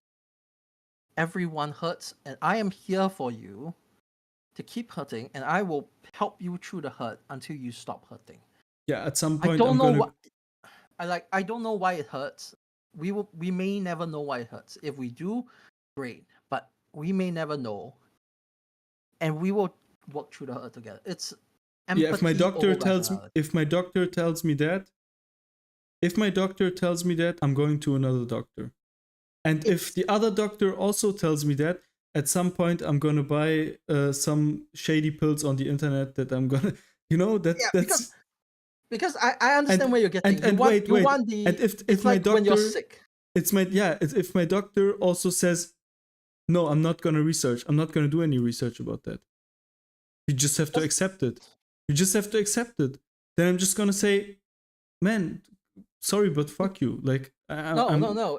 Think of this like getting um a viral infection. There's no antibiotics for it. Your body will fight it off. The doctor will just if I was treating someone who had a viral infection, it's like, I'm sorry you're sick. I can help you relieve the pain until the pain is over, until your body fights it off. That's it. wait, wait. Yeah. Until your body fights it off. Yes. Because That will here's the mean thing. that your problems will be solved No, it means that the in pain your will be. hypothetical. Yeah. This is So one of that's the not. things. This is one of the things that I'm kind of leaning towards. Because for these kind of groups that take advantages of people in their vulnerable moments, the vulnerability, I'll be honest, I think usually given a safe environment to heal emotionally, it will go over. Because for example, I'm gonna take a line from my upcoming video about cults, if you don't mind. Of course. For example, cults like to take advantage of people in mourning, like parents died, having illnesses, severe illnesses like cancer, maybe things that can't be cured, and stuff like that. The thing is, you were always gonna mourn the person you lose. You're always gonna be mourning a breakup or a rejection. And over time, that mourning period will end. It was always going to end, but they come in at this period to tell you that it is going to be forever. And we are the only one that can give you the reason. If they didn't come in, if they didn't take advantage of that period of mourning, you have mourned the loss. You have all on the assumption that you are in a safe and healthy environment. You have mourned the loss. You will have processed it internally and come out the other side. But that's just how time works, But that's not the same thing. And also, they don't do that. Yeah, they're just like you. They're just like you. They got told by their doctors that they're not gonna help them, and they're also not gonna research it, and it's all psychological. They're just making it up. No, that's a false. No. Sorry, No, I'm trying to think of the false. words. It's a false analogy. That's not the. Yes. Yeah. But why? Like, I have pain, right? So yes. I'm in pain, okay? And I go to everybody in my society, in my regular society, and I when I start talking about my pain, I get shut down immediately, right? That's the experience that I have seen. But that's not an issue of rationalization. That's an issue of empathy. So if you have pain, you go to a society that lacks empathy, you get shut down. Right? I think our society lacks empathy. Yeah, I think our society lacks heavily lacks empathy for incel problems. But that's not a. And I think you have fixed it for yourself. You have fixed it by just shutting down the pain, or just getting used to it, or just like accepting it. And that's also a way to deal with it. And maybe it is better than going down the incel rabbit hole. Like, I'm not saying that your way was the wrong way than to go Blackpill, but what I mean is, like, I understand that people will not accept other people saying them you can't rationalize it. You know what I mean? Because the pain is there and nobody can explain it. I think our issue is that we might be stuck on the word of rationalization. I think it's just whether or not. Okay. Yeah. I think it's whether or not we can create a society that's willing to help in that time. We don't have to give them the answers, but can we help them while they find the answers? Because that's what incel, all these cultures are doing. They are proclaiming that they will help you while you find the answer, or help you find the answer, or even give you the answer. But sometimes the answer is not theirs to find. They don't have the answer. I feel like they're not even saying that they have the answer. I feel like they're just like doing their own thing and just like suffering. Yeah, it's just the atmosphere that they give off, like they know why things are bad. And so it kind of comes to like inceldom is a symptom of the society that we have cultivated. Mm-hmm. And whether or not we go with a method of, like, say, finding a rationalization over the incel rationalization, or just create a more empathetic culture. Mm-hmm. I think at the end of the day, it doesn't really matter, because we just need to find a way to create a different society that doesn't have that kind of side effects. I would like to share some. I've recently found out that before we went and we were in a monogamic society, we were mostly polygenic. Like that means like that we were Multiple partners. yeah, but only men with multiple women, not the other way around. Basically, that's how it was mostly. So you basically had a lot of incels. Like it was like completely normal for a society that only like 30% of males were like, But just to clarify, yeah, females can be incels as well. yeah. I know, Yeah. yeah. Yeah. I'm Just sorry. to clarify for the audience, yeah. Just in Yeah, case. but like numbers wise, like it was a big amount of incels, male incels, but Yeah. I still think it's more incels. like Yeah, the culture attracts male incels. It's yeah.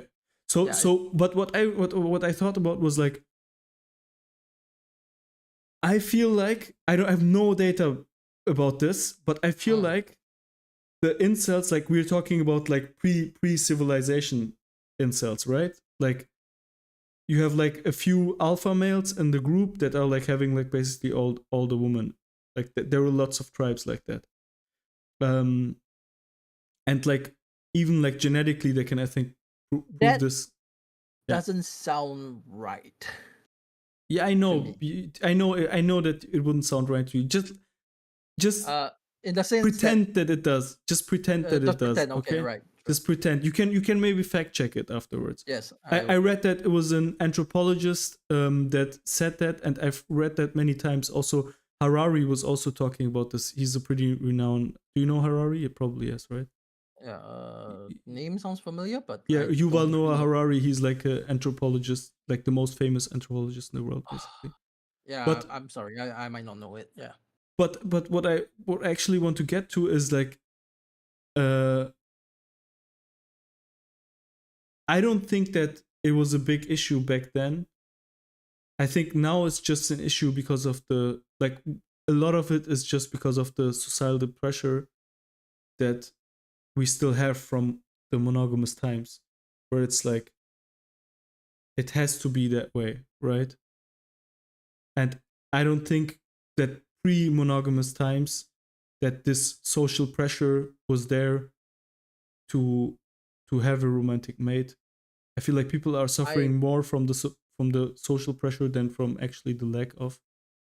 But I'm not sure. I'm not entirely comfortable speaking on something that I have not done and a sufficient amount of research into yet. Yeah. So I can't give you a clear reply.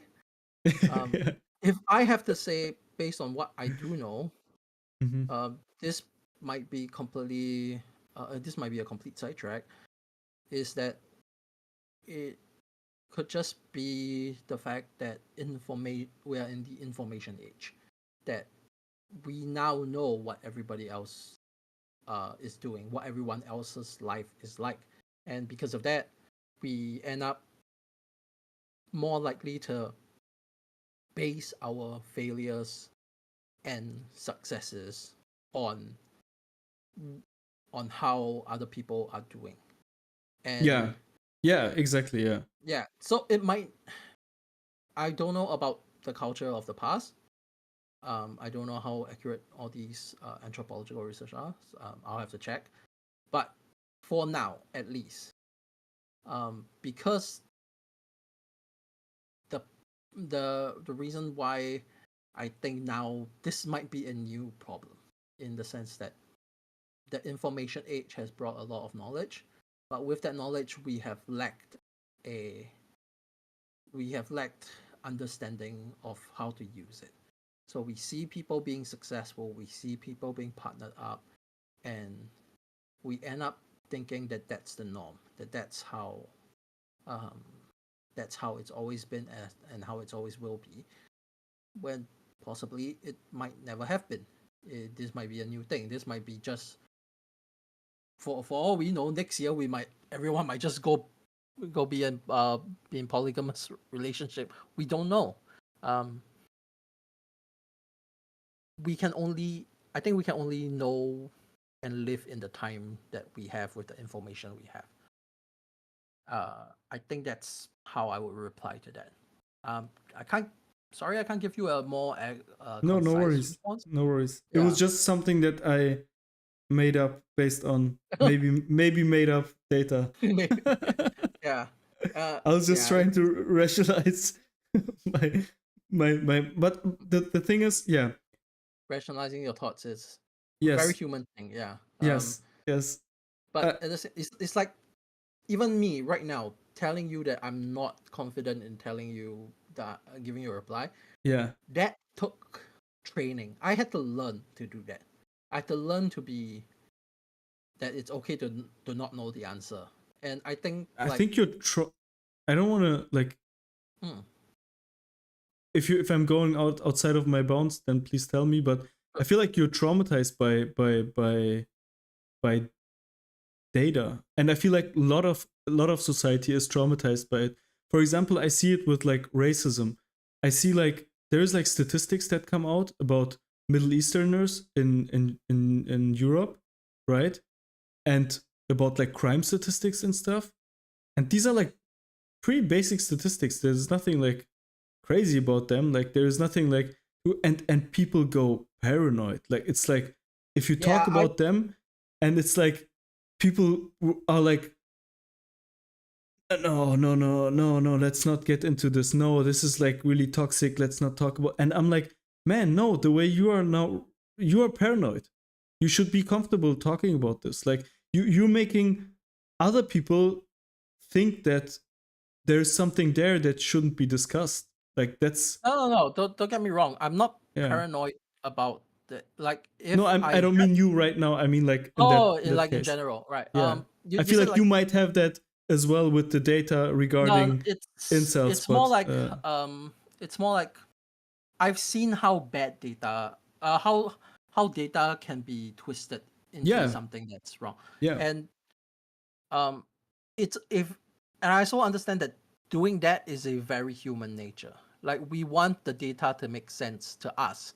So we might not know how it applies to a larger set of information or people or whatever. And because we want it to make sense, we can very easily quickly come up with I know you're yeah. completely right, but the problem is I feel like our generation, for example, DNA modification, right? So Mm-hmm. everything that was like genetically modified was like, ooh, no, this is really, really bad. Like genetically modified food. Ooh, no, this can't be, right? That was like our the way we grew up, right? Yeah. Yeah. So everything where we hear genetic modification, we have like We our get scared.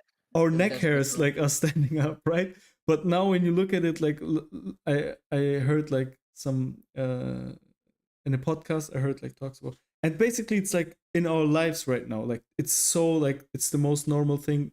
Like all of the vegetables we eat basically almost are like genetically modified to a certain extent, and genetic modification has just become like some tool as many other tools that we have as Yes. humanity, right? So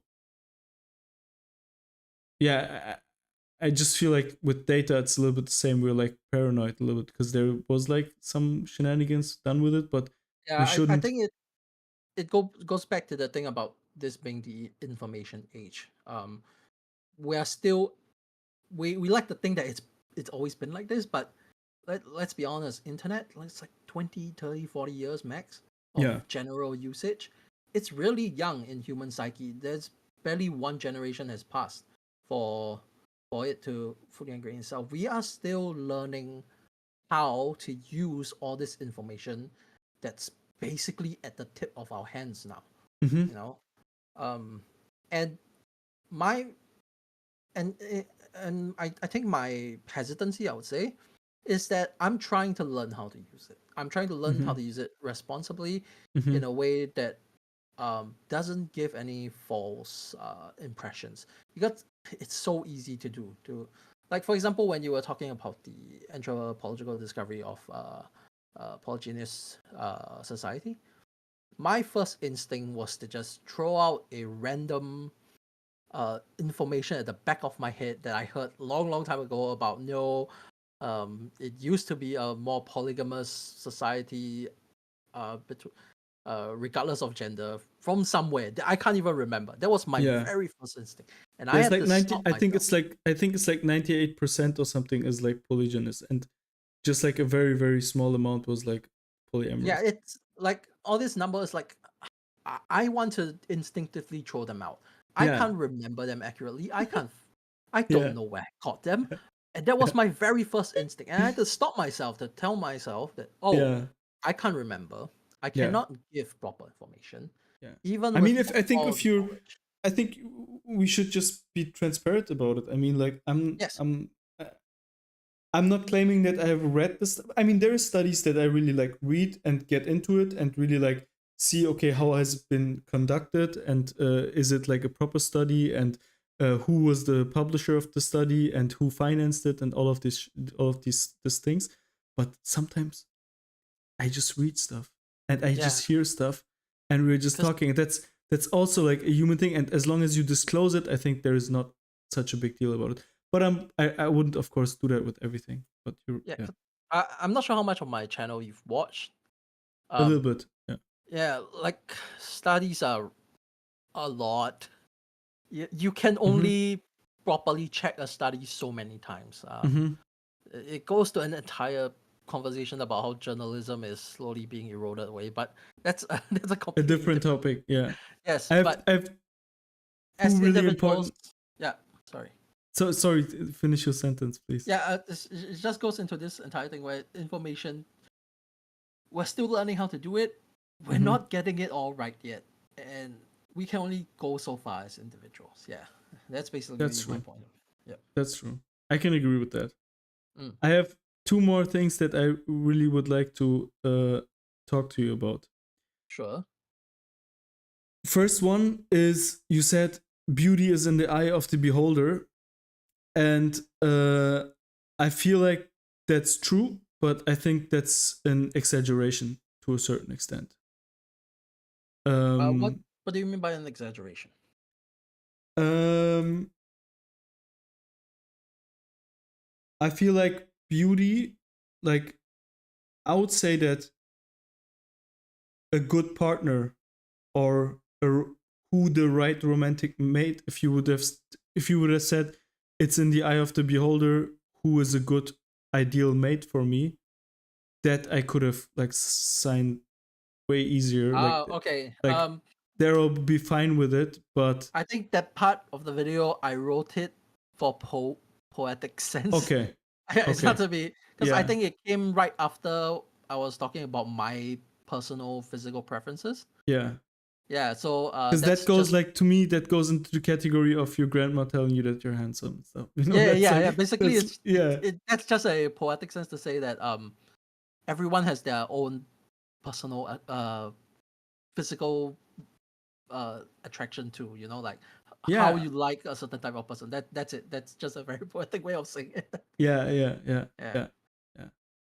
yeah. Yeah, I That think that's we pretty should much really it. like be also like, I think it's really important to be real about certain realities of the world. Like same like I feel like a lot of the reasons why these incels are like going into their own groups, and where they start talking in an isolated way, is because we as society are not being real about certain stuff, like, and so they go and do their own, like, it's just like when you don't talk about sex with your like when you eliminate sex education completely out of the education of adolescents, they just go and figure it out on their own, and then they Yeah, don't have contraception and stuff like that. And I feel like that's what we do societally with like these real harsh truths about life, that yeah, if you're pretty and if you're good looking, then yeah, it's an amplifier, like it can go a long way, like in certain areas,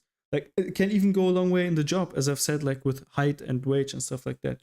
So just not being real about it, I think, makes people think they're crazy, yeah. I right? think it's like society has a tendency to dodge away from these subjects because Yeah, if we have to talk about it, it means we have to try to fix them. And generally, society don't like to try fixing things, even though we really, really should. Like, And I don't think I don't think society has an answer to that, and so and yeah, I for it's example, like when you said but I think it would be okay to say I don't have an answer, just yes, so that that person doesn't think that they're crazy, yes, right? Because that's what like, they're thinking, and they're saying that they're already knowing. Like when you have told them a lie once, they stop trusting you. Also, like that's also a big part of it. And then they go to the person that is not that is like telling them the truth about what they're feeling, because part of it's also the truth, right? You have to admit yeah. that. Like They want a confirmation of their beliefs, no, but we they're correct. It's not oh that they yeah, want the confirmation. They're yeah, right. yeah. Like Basically, they have an idea of how society works. They want us like, I'm not crazy. I'm seeing this, right? they And do see we it. can It's the either truth. and we Yeah. can either what we're doing right now is basically no, you're just overthinking it. Yeah. When we could say We're saying we're yes, I see crazy. it too. It's Yeah. not great, but Yeah. yes, It's it's shit. real. Instead, they go to the next guy's like, yeah, this is real, and I'll tell you why it's real, and then they give them bad information, which is basically what's happening Yeah. now. Yeah. Yeah. But It, I think the extension of that would be to not shy away from statistics that are like brought up by the Blackpill and look at them, and if they're bullshit, say that they're bullshit, but if they're true, also like acknowledge that they're true and like say, all right, yeah, that's the truth, but oh, that's not all and that's not everything. And I feel there's like a yeah, yeah, sorry, yeah. it's too yeah, we are too anti uh acknowledging We're and too anti anti-rational. saying that there are some things that we just don't know. Yeah, or that we just can't change and that Yes. they're unfair. The thing about the black pill, I'm not sure if you've read so the Incel has an entire web page set up to um talk about all these stuff, Mm-hmm. and they have their page on black pill and the scientific black pill Mm-hmm. combined. Oh, I think it's 180,000 words long. Mm-hmm. Wow. As you're not fact checking that easily, it's just a bombardment of numbers to make your brain go wow, Mm-hmm. which is another problem that they do. Like, it's very likely somewhere in there something is real, Mm-hmm. but because there's so much information, you cannot confidently say that everything is real. It's Mm-hmm. just uh constantly twisting one statistic after the other, followed by another, by another, and um it's kind of basically how they work. Just throw numbers at you and let you come to your own conclusion on what they don't say like you You can really hate them, man. I, that's kind of a they passion. they Okay. do that. They do that. These motherfuckers. They will get you every time. That's how Yeah, you. just they just throw, they because just that's how I got in. Yeah, it's yeah. just I know. I know. they You're give they take you at your worst, throw a bunch of numbers, overload your brain, and go, you see, we're right. yeah. True. And you have no person that is like from the outside in there that is like giving Uh, any kind of reality check or yes, and even and that's yourself, you can't actually yeah. check it in that moment because Mm-hmm. 100 over 100,000 words. You're not even journalists will take months to check something like that, Mm-hmm. to fact check everything. It's just a prey on the worst of everything. I wanna uh I wanna talk to you about Jordan Peterson. Okay, this is That will be the interesting. last topic for today. We're almost at 2 hours. Wow, the time is flying. Wow, yeah. All right. Um All right, let's talk about JBP. yeah. Maybe you can just tell me what your yeah, tell me how what Um, just say stuff about him. Just say just what say your stuff. experience has been. Uh, what do you think his role is in the community, and your personal relationship as well. Personally, Jordan Peterson was he was the guru that I listened to towards the end years when I was just getting out of it. So year 5, when I was after army, and Peterson started he started coming onto the scene, Yeah. and he would have been, if I had gone back in, I would have little doubt that he would have been part of it. The thing he says is very much so there's like two paths you can take as an incel. You have the physical path, which is like the Andrew Tate. You have to look a certain way with X amount of finance, and then Yeah. you have your societal and cultural and biological path, the scientific path, and that is very much Jordan Peterson's messaging now. That a lot of things are biologically imbued into society or the world, and you can't. And he will say things like, "Oh, you can't really change it. I mean, it's real and it's bad, but it's there." And he says things like that to make you think that it's impossible to get out of the bad situation that you are in. And right Do you feel now, like he in does my that? sorry, Okay. Yeah. Okay. yeah, I do feel like he's done that Mhm. because he was a practicing psychiatrist, which means that every time he says something, it mixes a little bit of truth is mixed in, and things like um how he twists manifestations into stuff like, oh, if you clean your room, things will be better. And like, yeah, no shit. If you clean your room, everything will be better. But there's not a middle part. How do you get to cleaning your room if you are, like, say, chronically depressed?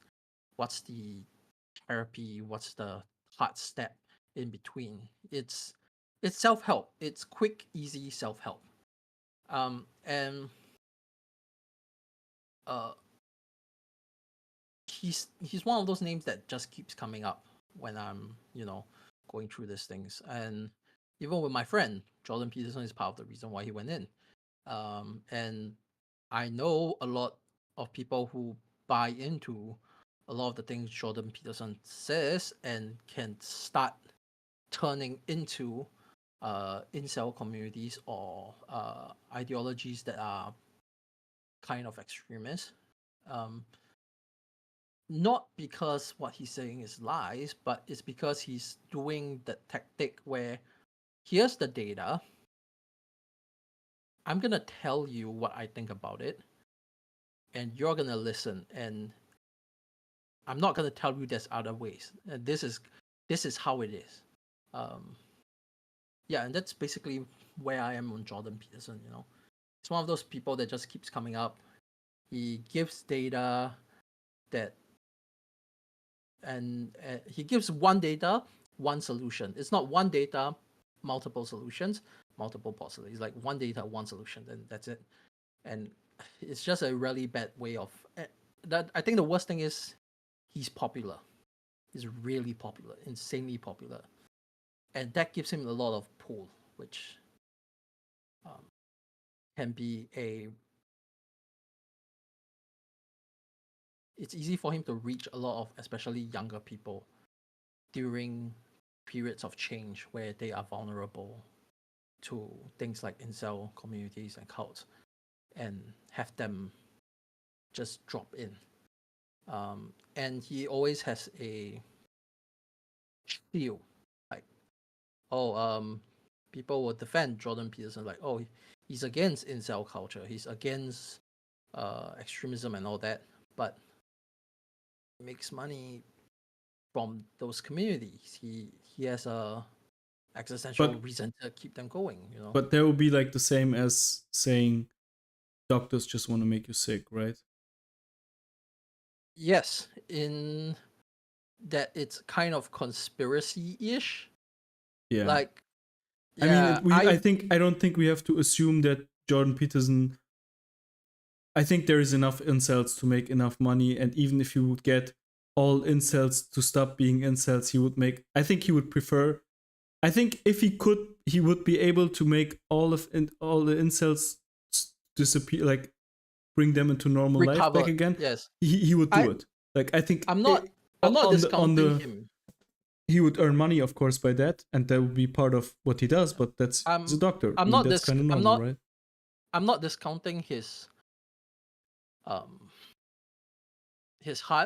in the things of it. I'm not discounting how whether or not he believes what he says, because I can't really tell. I'm not him. I'm not anyone near him. It's just I've seen the after effects of what he does. It's kind of like it's like a truck that has crashed through a bunch of pedestrians. The driver didn't want to crash the truck. He thinks he's driving the truck normally, but pedestrians are still hit. So you think? I mean, as far as I understand, I think Peterson genuinely believes he's doing good. Because I have watched quite a few interviews of his. And I think he genuinely believes that. He genuinely does believe that he does some good. I think he genuinely believes that he's doing good. Doing something good. Yeah. What he's doing is good. I agree. Yeah. Yeah, but the aftermath of it is, I think it's self-evident enough that there is a trail of people who goes directly from Peterson into cults like Incel, into extremist, alt-right extremist groups, into the manosphere. There is enough of a trail. I see it a little bit differently. I mean,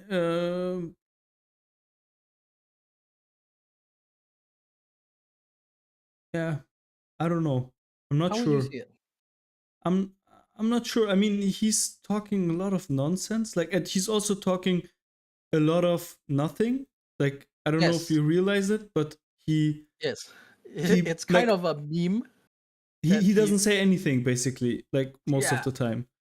But he has some really good takes as well. Like especially at first in his first years, he was pretty sharp, and I think in his first years he was pretty sharp. I think he has suffered extremely from all the medication he's taking, and he's in a really bad state. Like also in the last, I don't know. I don't think he's himself. Like in the last 4 to 5 years.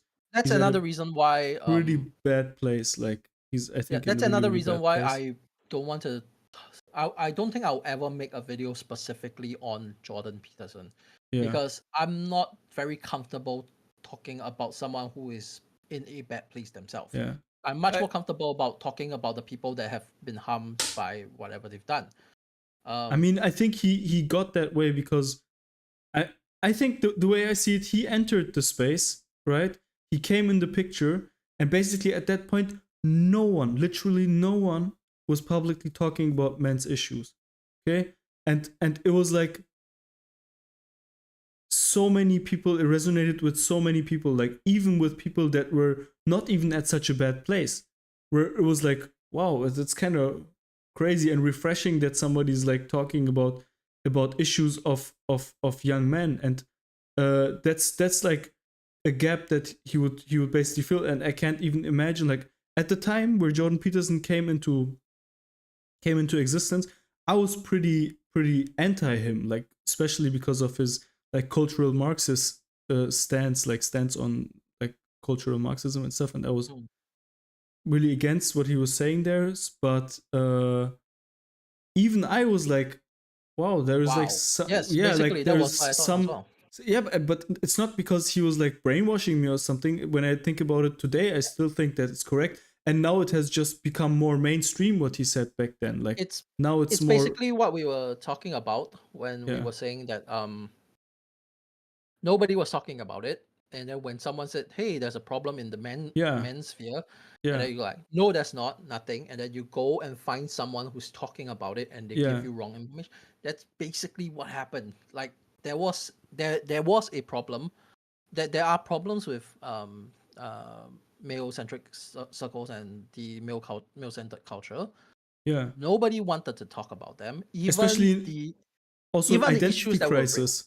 Like, yes, correct. Even the issues that were real, nobody wanted to talk about them.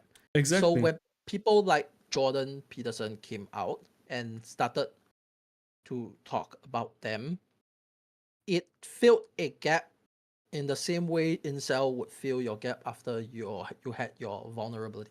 That's that moment of vulnerability. He was right there and he gave information, but how he perceived or analyzed the information to convey it to you isn't always right. I would say that as the year went by, it got worse. Because at the start, he was just speaking mostly statistics and data. And then once he started to try to analyze them, it started to break apart even more. Yeah. And also he got stuck in the role of talking about men's issues that no one is talking about. So when you get stuck in there, then you basically have to make new shit up on the go, right? So you can't just be like, okay, now everything's talked about, now I can just retire, you know? So he just has to continue. Yeah, And it could be thing with the cultural change.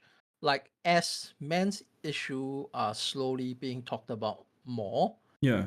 he needs to continue to be the guy that talks about the issues that are not talked Yeah, about. exactly. That's what I So mean. he Yeah. will, but it kind of creates a feedback loop because the issues that are being talked about will be the issues that visibly exist. So the issues that are left are more likely to be the issues that are just made up nonsense to, feel some level of self-hatred in the sense of like incels, uh, uh, incel ideologies, which is why a lot of incel community listens to Jordan Peterson because he's talking about the ideology in a way that is, I think for for lack of the better word, I wrong. think I think basically just, in my opinion, just really one thing he said is like the crucial thing, that is like really directly correlated to incel culture, and it's this idea of culturally enforced monogamy. I don't know if you've heard. I think you've heard Yes, of it, right? Yeah. yes, Yeah. So I've I heard think him. this idea, like, it's like I always like compare like Andrew Tate for incels, and then there is Jordan Peterson for incels, and it's Yes, like Andrew Tate tells you get into the top X percentile, and you'll be fine. And Jordan Peterson says, no, we have to change it societally. We have to go back to the monogamous. But it all goes back to this idea of polygamy makes it such that only a certain amount of men are able to reproduce, right? So, and that is just the way it is. And Peterson is not content with that. And Tate is like, yeah, that's the way it is. You just have to be the best and just outperform everybody else. yeah, but it also doesn't change the fact that both of their definition of the same statistics is very likely wrong. I It's mean, just I yeah. I didn't personally research these statistics. I just watched like many Blackpill science debunked Mhm. videos on the topic by bigger YouTube channels. I don't know. I mean, they're pretty anti the whole incel culture, so I trust them that the statistics that they bring up are not in favor of incel statistics. And all the statistics that I heard about was like that 30% of men have like 50 to 60% Yeah, of the sex. Yeah, that's what that's I heard. And the incel statistics are like basically like 80-20 or 10 to 90 or something like yes, that. the Yeah. 80-20 is something Yeah. that is very common. Yeah.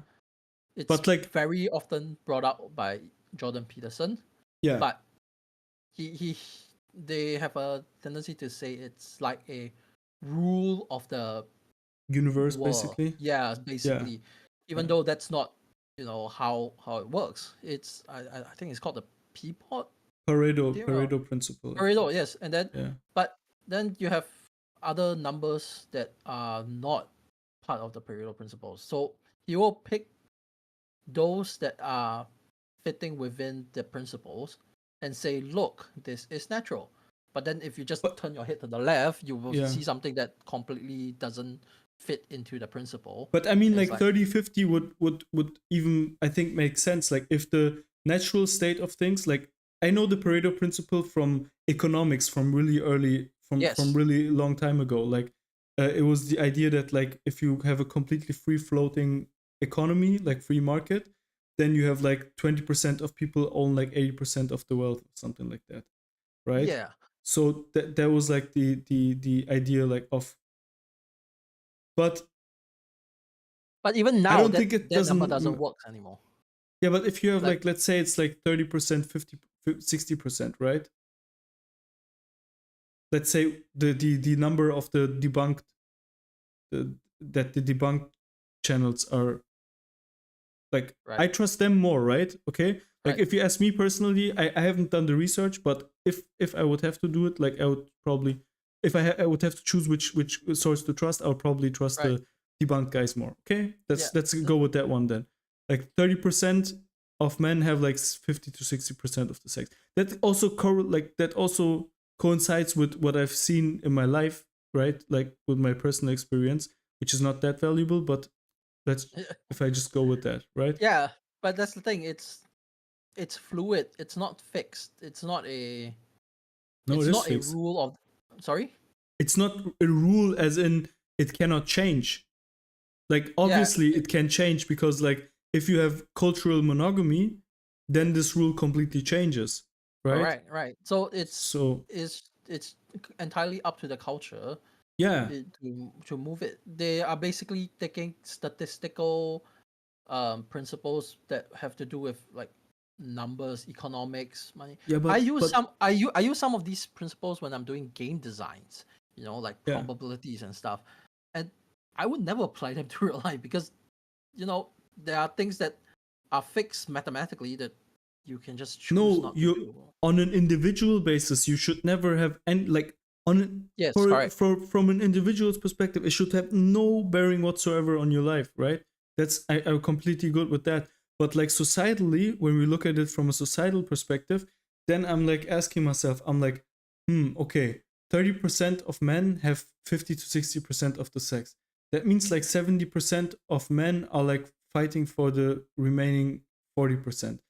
If we do the same principle there again, there will at some point always be a certain group of men that will just by virtue of mathematics, there will just be a certain amount of men that will stay sexless, no matter what they Yeah. do. No matter what they do, right? Yes. So and that changes completely my, not my judgment on an individual, but that makes me rethink what this means societally, and what this means for example, for the pressure, how horrible then the pressure is that society puts on these men, if it's inevitable that they're gonna exist, and that, you know what I mean? That's why I asked you the question Right. with the threshold. You're worried that because Like it it's would be good it's to it's access. statistics, it will definitely happen. Yeah, it would be Regardless if it's good. like 10-90 or 50-50, Yeah, it will yeah, definitely happen. yeah. And It would be good if we exercise pressure on men, societal pressure, if they can change something about that situation. But if them changing the situation just pushes somebody else out of the first 20 percentile or 30 percentile, there's always going to be someone who's alone. Then why are we exercising this pressure on everybody, right? I think I think it's a different issue. Like, oh, sorry, I think it's a different solution. Requires a different answer to a different problem. So I'm sexless, and the my issue is no longer like will I ever have sex. It's just am I going to be happy?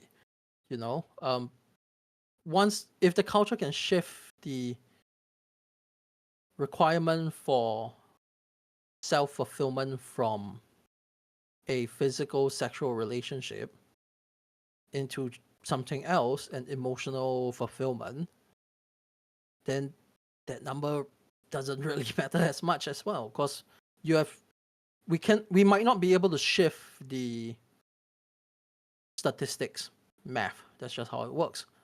But we can change culture. We can change what we expect of people who are hard done by the pure scale of population. We can change how we perceive people who are on the bottom rung, as you would put it. Yes, just so we are clear about this, when you think about this top to bottom structure that is being laid out, that also includes access and social. Yeah, it's not a. It's not only the It's not an x-axis, individual. right? It's like a circle.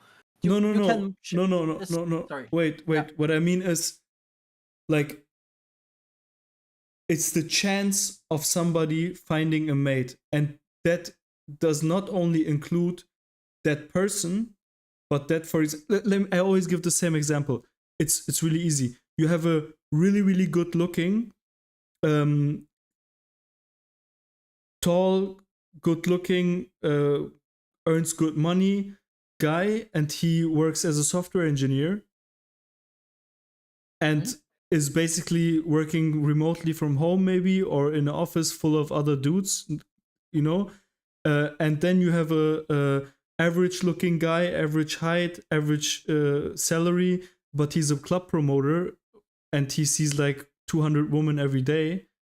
So his chances are going to be way higher probably than of the guy that is way. So when you put all of these factors together, right? So, and then intelligence and charisma and like all of these things together,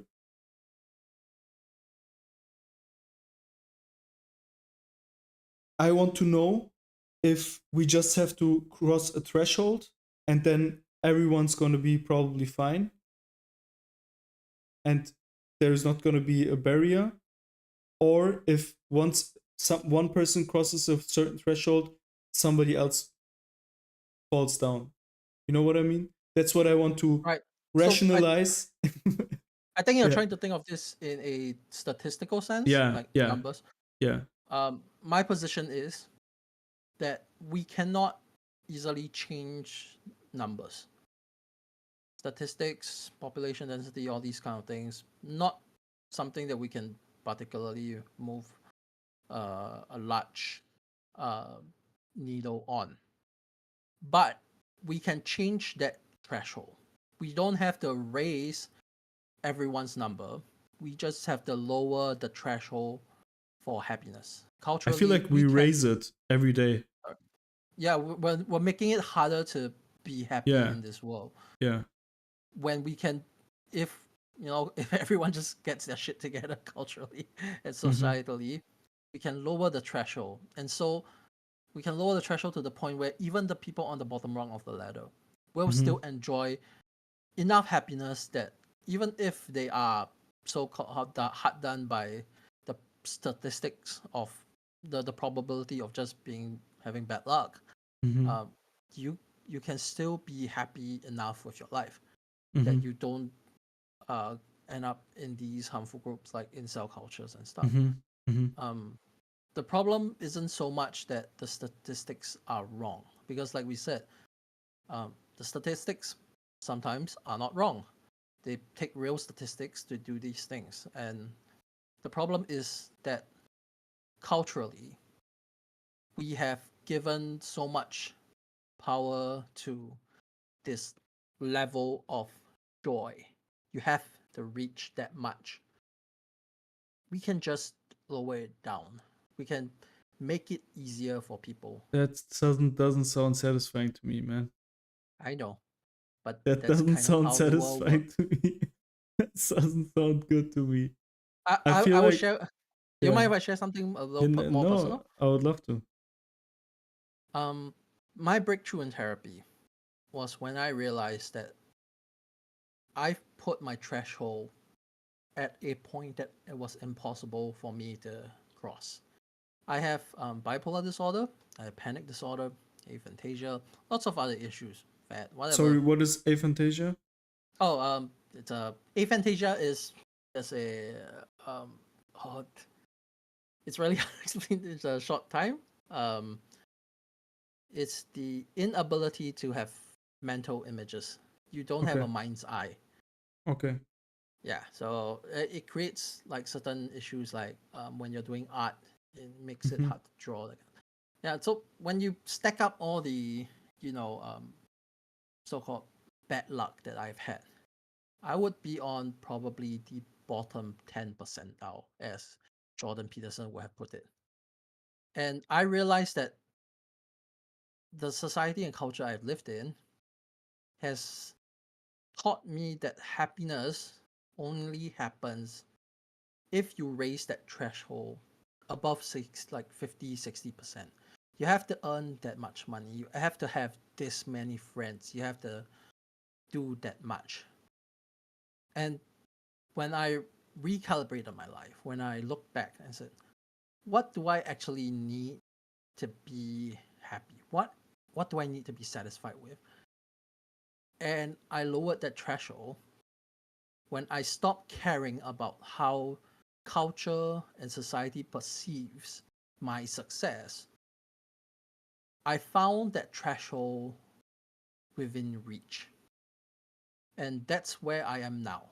I found a threshold that I can reach, where I can see I actually don't need society's threshold to bring me happiness. I have my own individual threshold. And I brought it down to a point where I can now see a possible future where I can be more than satisfied with my life. Mm-hmm. And if we can encourage more people to do that, if we can make society's threshold like that, where we can lower society's threshold overall as well, all of these issues will just slowly, I think, this is just a personal opinion, I think they will all slowly fade away. Yeah.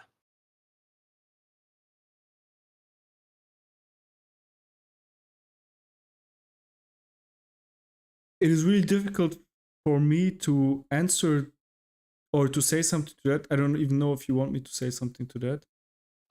It's fine, you can say it. It's because If you're, yeah, it's a personal, it's my own personal yeah, knowledge. that's why I it's have so no difficult. expectation of it. Yeah. Yeah, I can only speak from myself because yeah, as much as we can get into research and statistics, at the end yeah, of the day, a lot of incels, a lot of people in these groups, they are going through personal problems, which yeah. is We're very hard. talking about your life right now. Like I'm rationalizing and I'm making up some Yes. funky So, theories, and then, but at the end of the day, I'm also talking about your right. life, and I realize that. Which was why I said it's hard to rationalize something like this. It's a bit unrationalizable because at the end of the day, you cannot move numbers, but you can move society and emotions, you know. Yeah,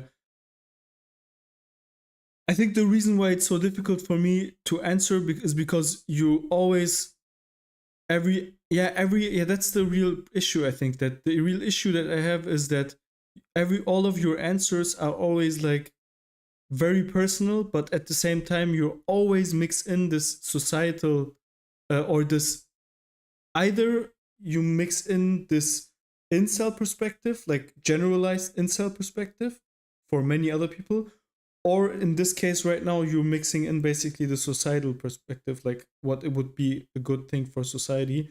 And I would like to say something to that, but then at the same time I run the risk of twofold. Basically, on the one hand I run the risk of uh having to make a judgment about your personal life, which is not something you asked of me, so I don't feel like invited to do it, you know. And Right. on the other hand, also for example, when you're saying like that you're at the top bottom percentile or something like that, Right. I in my brain immediately starts like, I'm like, no, why is he think that and blah blah blah. But it doesn't make sense for me to say something to that, because if you're already in a percentile system, then if it's not you, then it's somebody else, right? So Right. it's not really it might be cool for you not to be that, but overall it's still Yeah, if it's not, if the percentile system is real, if it's yeah, not me, it's someone else. yeah, That's just yeah. how numbers works. And I completely get why it's hard to make a reply for this. And I think No, I've it's made yeah. my um my channel, my videos. Yes, statistics real. They are real. There's no getting around it. But what we do with that, that's human. We can change human, you know? And Just that's pretty much my position on this, I think. you know the meme, probably, like, just go to the gym, bro, right? Yeah. Yeah. I've heard that a few times, yes. Yeah. So I'm not gonna say that, but I will still want to end up on the on gym, because you have said something that stuck with me. You said, if you go to the gym, wait, I've written it down. You said, good for you if you I'm so sorry. If you master up the courage to go to the gym. Yes. What do you have anxiety related to the gym? Yeah. I definitely have anxiety related to the gym. I Really? know, yeah, I know a lot Mm-hmm. of people don't, but Mm-hmm. again, like I said, individuals, Yeah, people yeah. have different fears. And I've dealt it with anxiety in my right, life as well. Like, it's not something that I'm not familiar with, and also with irrational. So right, having, like, we're talking about irrational anxiety, basically, right? right. Yeah, Yes. So yeah. like if people have anxiety about going to the gym and they manage to muster up the courage to do it, that's I think that's fantastic. They they did the thing. And Mm-hmm. but if you can't muster up the courage, it's not something to be ashamed of, because Mm-hmm. it's your own hurdle to cross, you shouldn't be ashamed if you fail trying, Mm-hmm. right?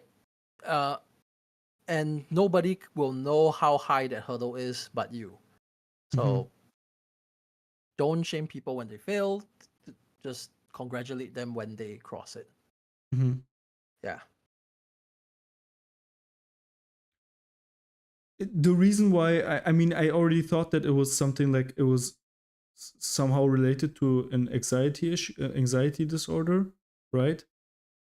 And would it be correct to call it an anxiety disorder? Like, I would call my issues with anxiety and anxiety disorder, Yeah. because, like, if I I have categorize a them, panic disorder, but yes, it would yeah, yeah, come exactly, yeah, under yeah, anxiety disorder. yeah, Yes. yeah, and for me, like, physical activity doesn't have to be the gym, but it was a lot of gym, and especially I think walking was a big one for me. Was like a huge help psychologically for me. I think, like, it always helped me, so that's why I was curious. Maybe we'll have another chat about that at Yeah. some point. No, it's I can answer this. Like, I think I Mm-hmm. roughly understand what you're trying to say.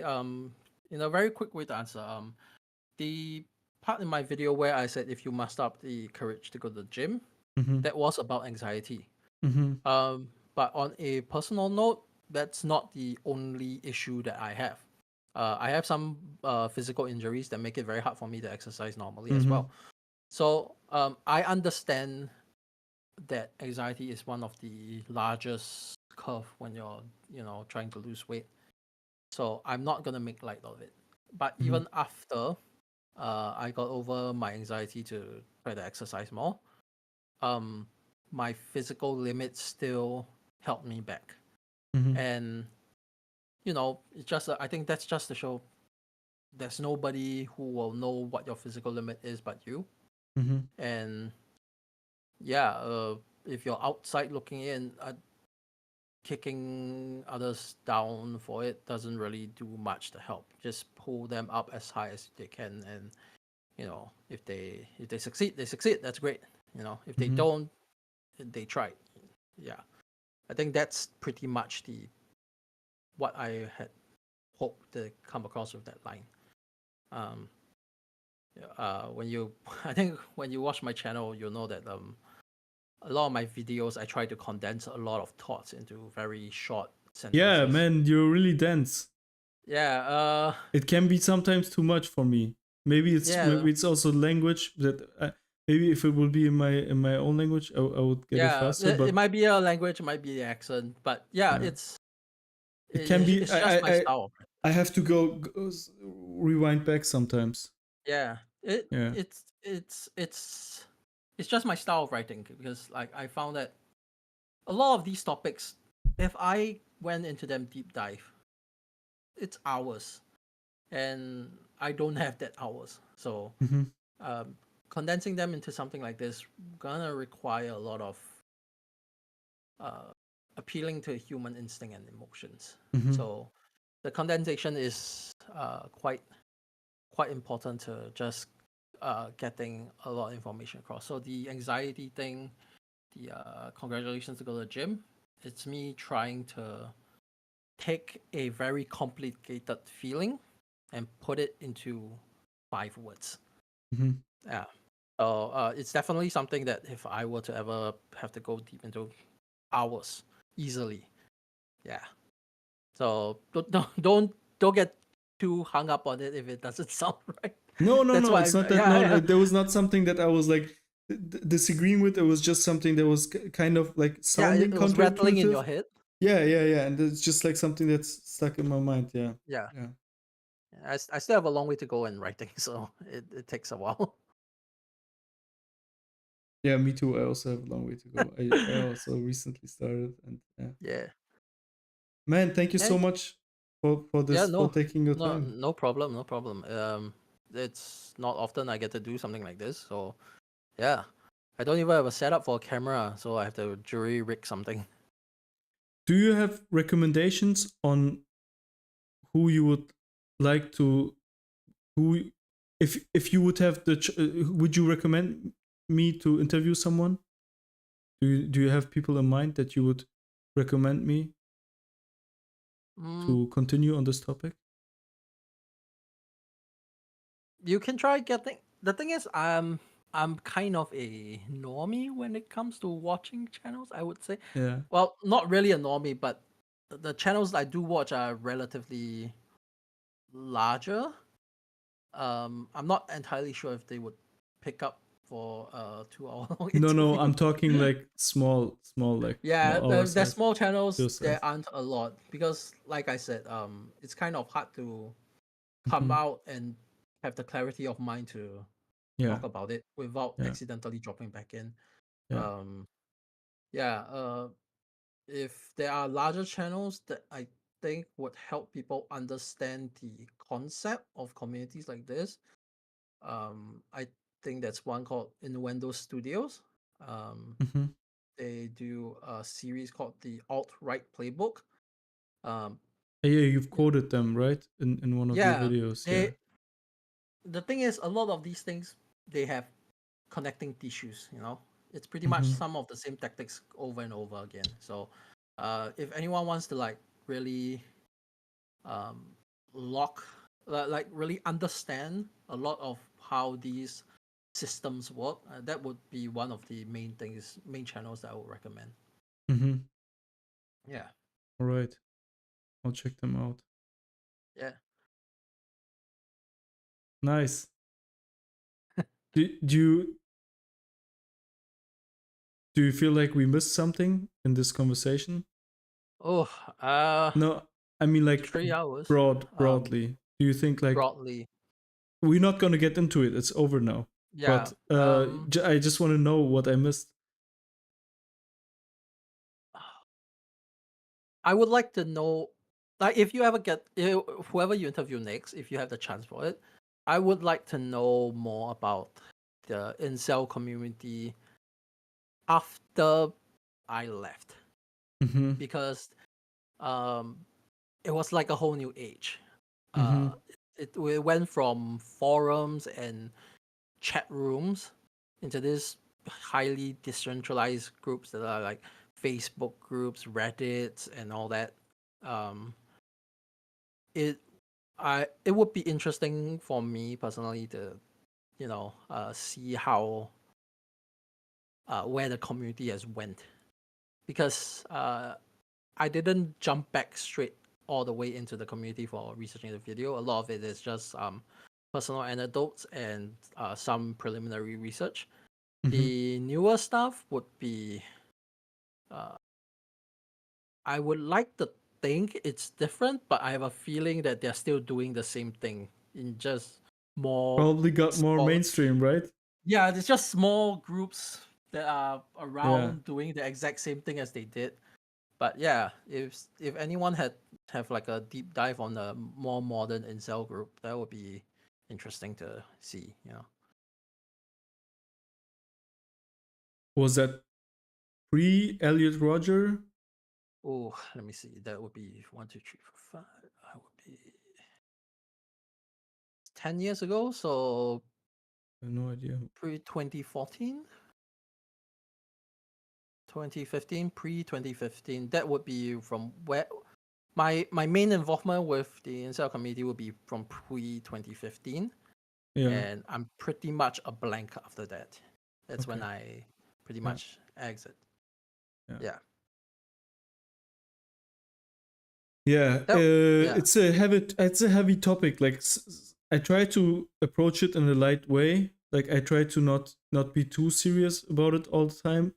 I hope I'm not coming off as condescending or non-empathetic. Oh But I no, it's also fine. don't wanna. I don't think that you can be completely serious about the topic and be yourself at the same time, if that makes sense. Yeah, I totally get it, because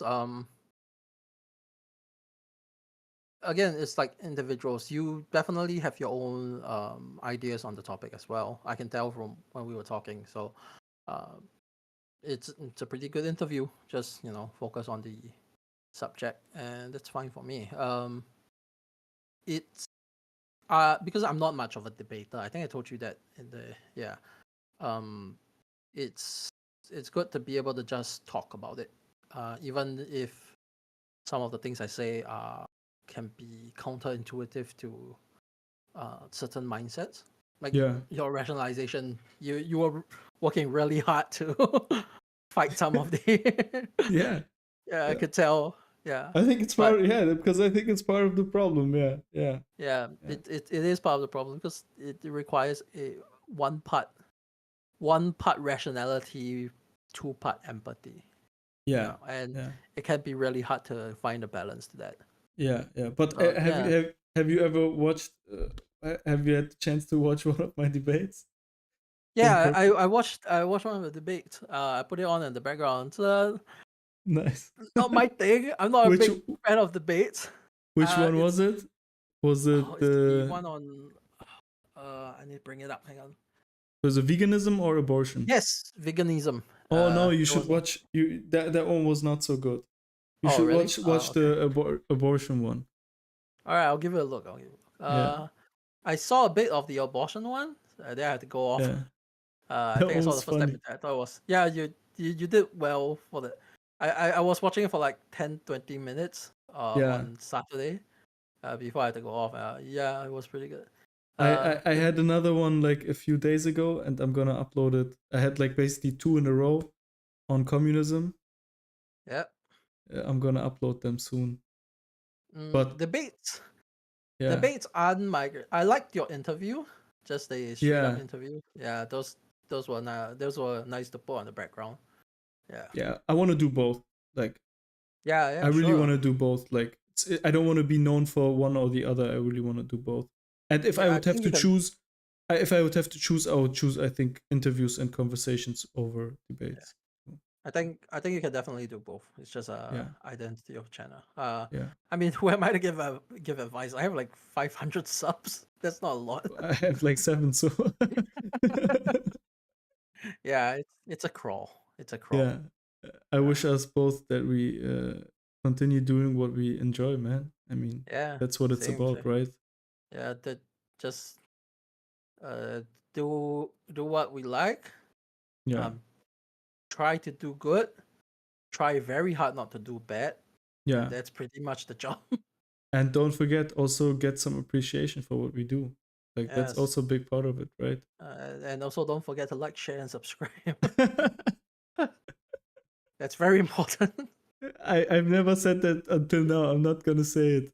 Oh, I'm gonna keep saying it. I turned it into a joke, so I'm I gonna know keep saying it. it's also it has an effect. I think. I mean, it makes sense. I do it sometimes when somebody tells me to subscribe. I do. I I I personally never done it, but I think people do it, so I'll just do Yeah, it. It's not much effort. Yeah, and it yeah, gives me a good yeah, outro, so it's fine. yeah. Yeah, All right, man. yeah. We It's stay in late touch. here. I'll write Yeah. I'll Sure. write you if I need some advice. I'll Sure. probably need it. Just, just let me know, man. Stay in touch. Let me Sounds know good. what. Yeah. Thanks for having me. Thank you for being here, man. Take care. Yeah. All right. I Bye gotta bye. get some sleep. Me too, man. Yeah. All right. See you. Bye.